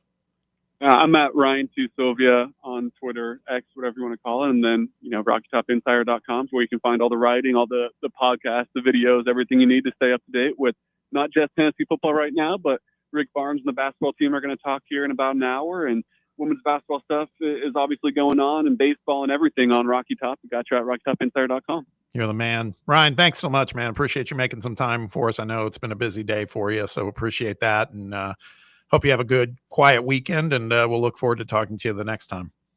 Absolutely. Thanks for having me on. See you, Ron. It's interesting, the 2-day on, 1 day off. Mm-hmm. Think about it that way. Well, it means those guys got to go hard, but it'll fly, man. Yeah. Be here before we know it. Absolutely. Absolutely.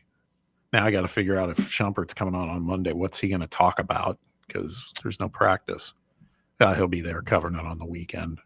We'll have him do a hole by hole breakdown of his weekend golf round. Yeah, that tracks. That he's like, seems like he's more focused on his golf than doing the job. Is it time to ask the question, Bob? Is Ryan Shumpert the Hugh Freeze of Rocky Top Insider? That's a good one. That's a good one. Let's save that for our Monday introduction. I love it. I think that'd be good. All right, let's hit a final break. When we return, we got to talk a little bit of NFL, man. It's happening. It's happening tonight. Got to get our best bets for the night. Exactly. Let's get it going. We'll be back to talk about the Hall of Fame game and wrap things up on a Thursday. Stick around. It's under review on Fan Run Radio.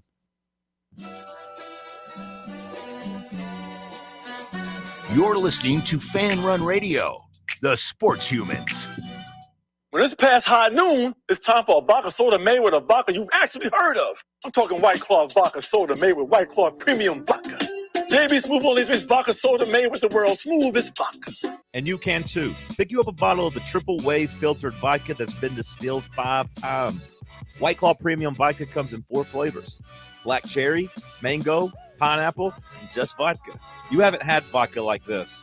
No one has. White Claw premium vodka. Please drink responsibly. Located in Knoxville's historic Old City, Barley's offers great food, live music, the best draft beer selection in town, and now your new favorite place to watch sports. Their indoor projector is perfect for any weather, and they've revamped their upstairs area with more TVs to take in all of the action. Their menu features hand-battered chicken tenders, juicy burgers, fresh salads, and the tastiest pizza in Knoxville. You can enjoy their happy hour drink specials daily from open until 6 p.m. Barley's Tap Room and Pizzeria. eBay Motors is here for the ride. Go ahead, feel your engine.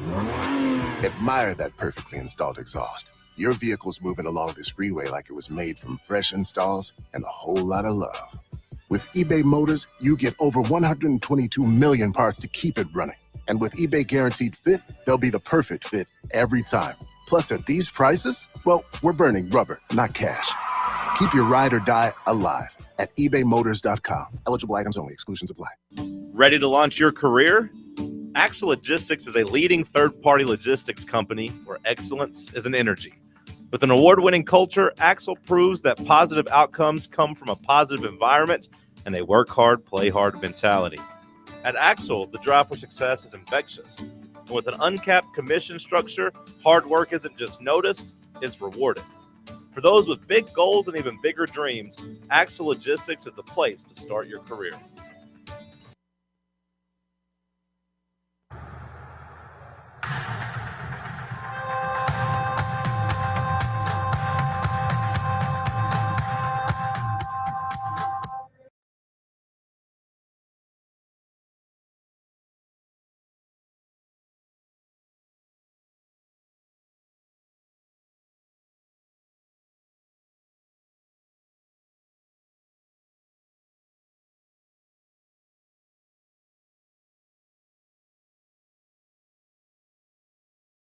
You said whatever you Wrapping things up.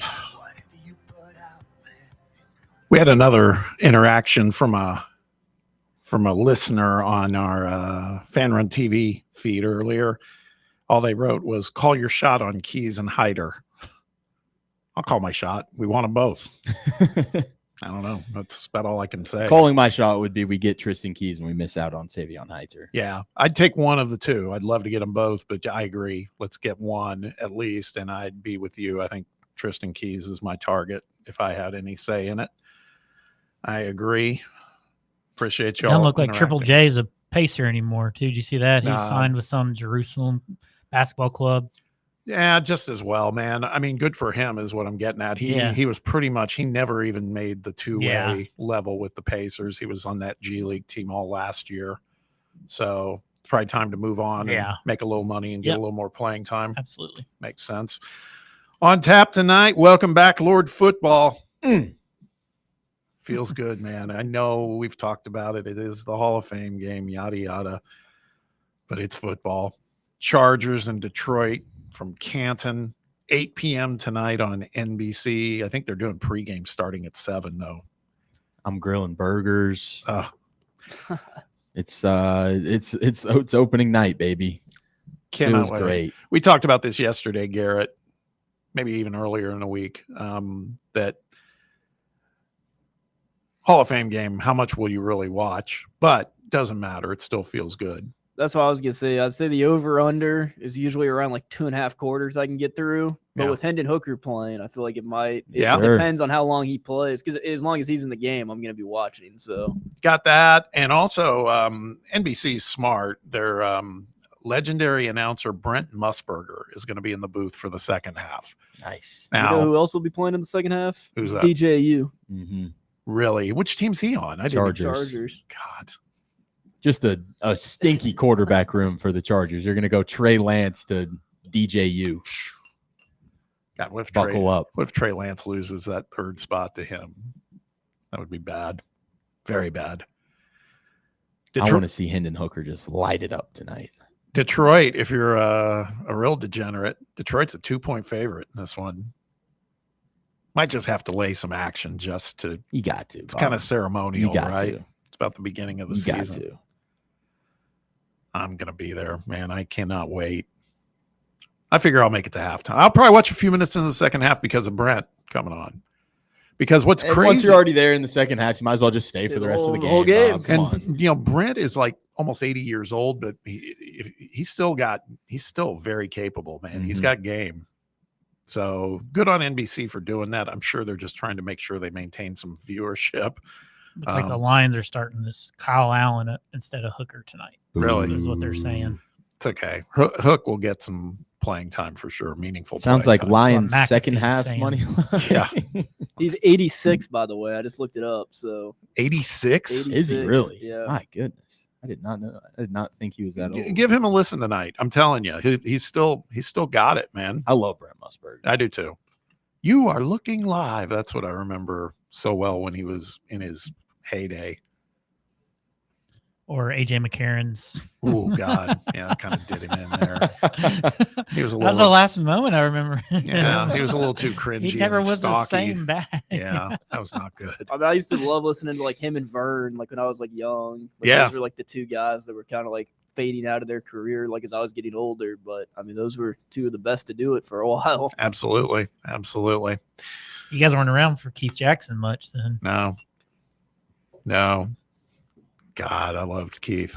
There's some good ones, man. They've gone. Yeah. Mm. Rumbling, bumbling, stumbling.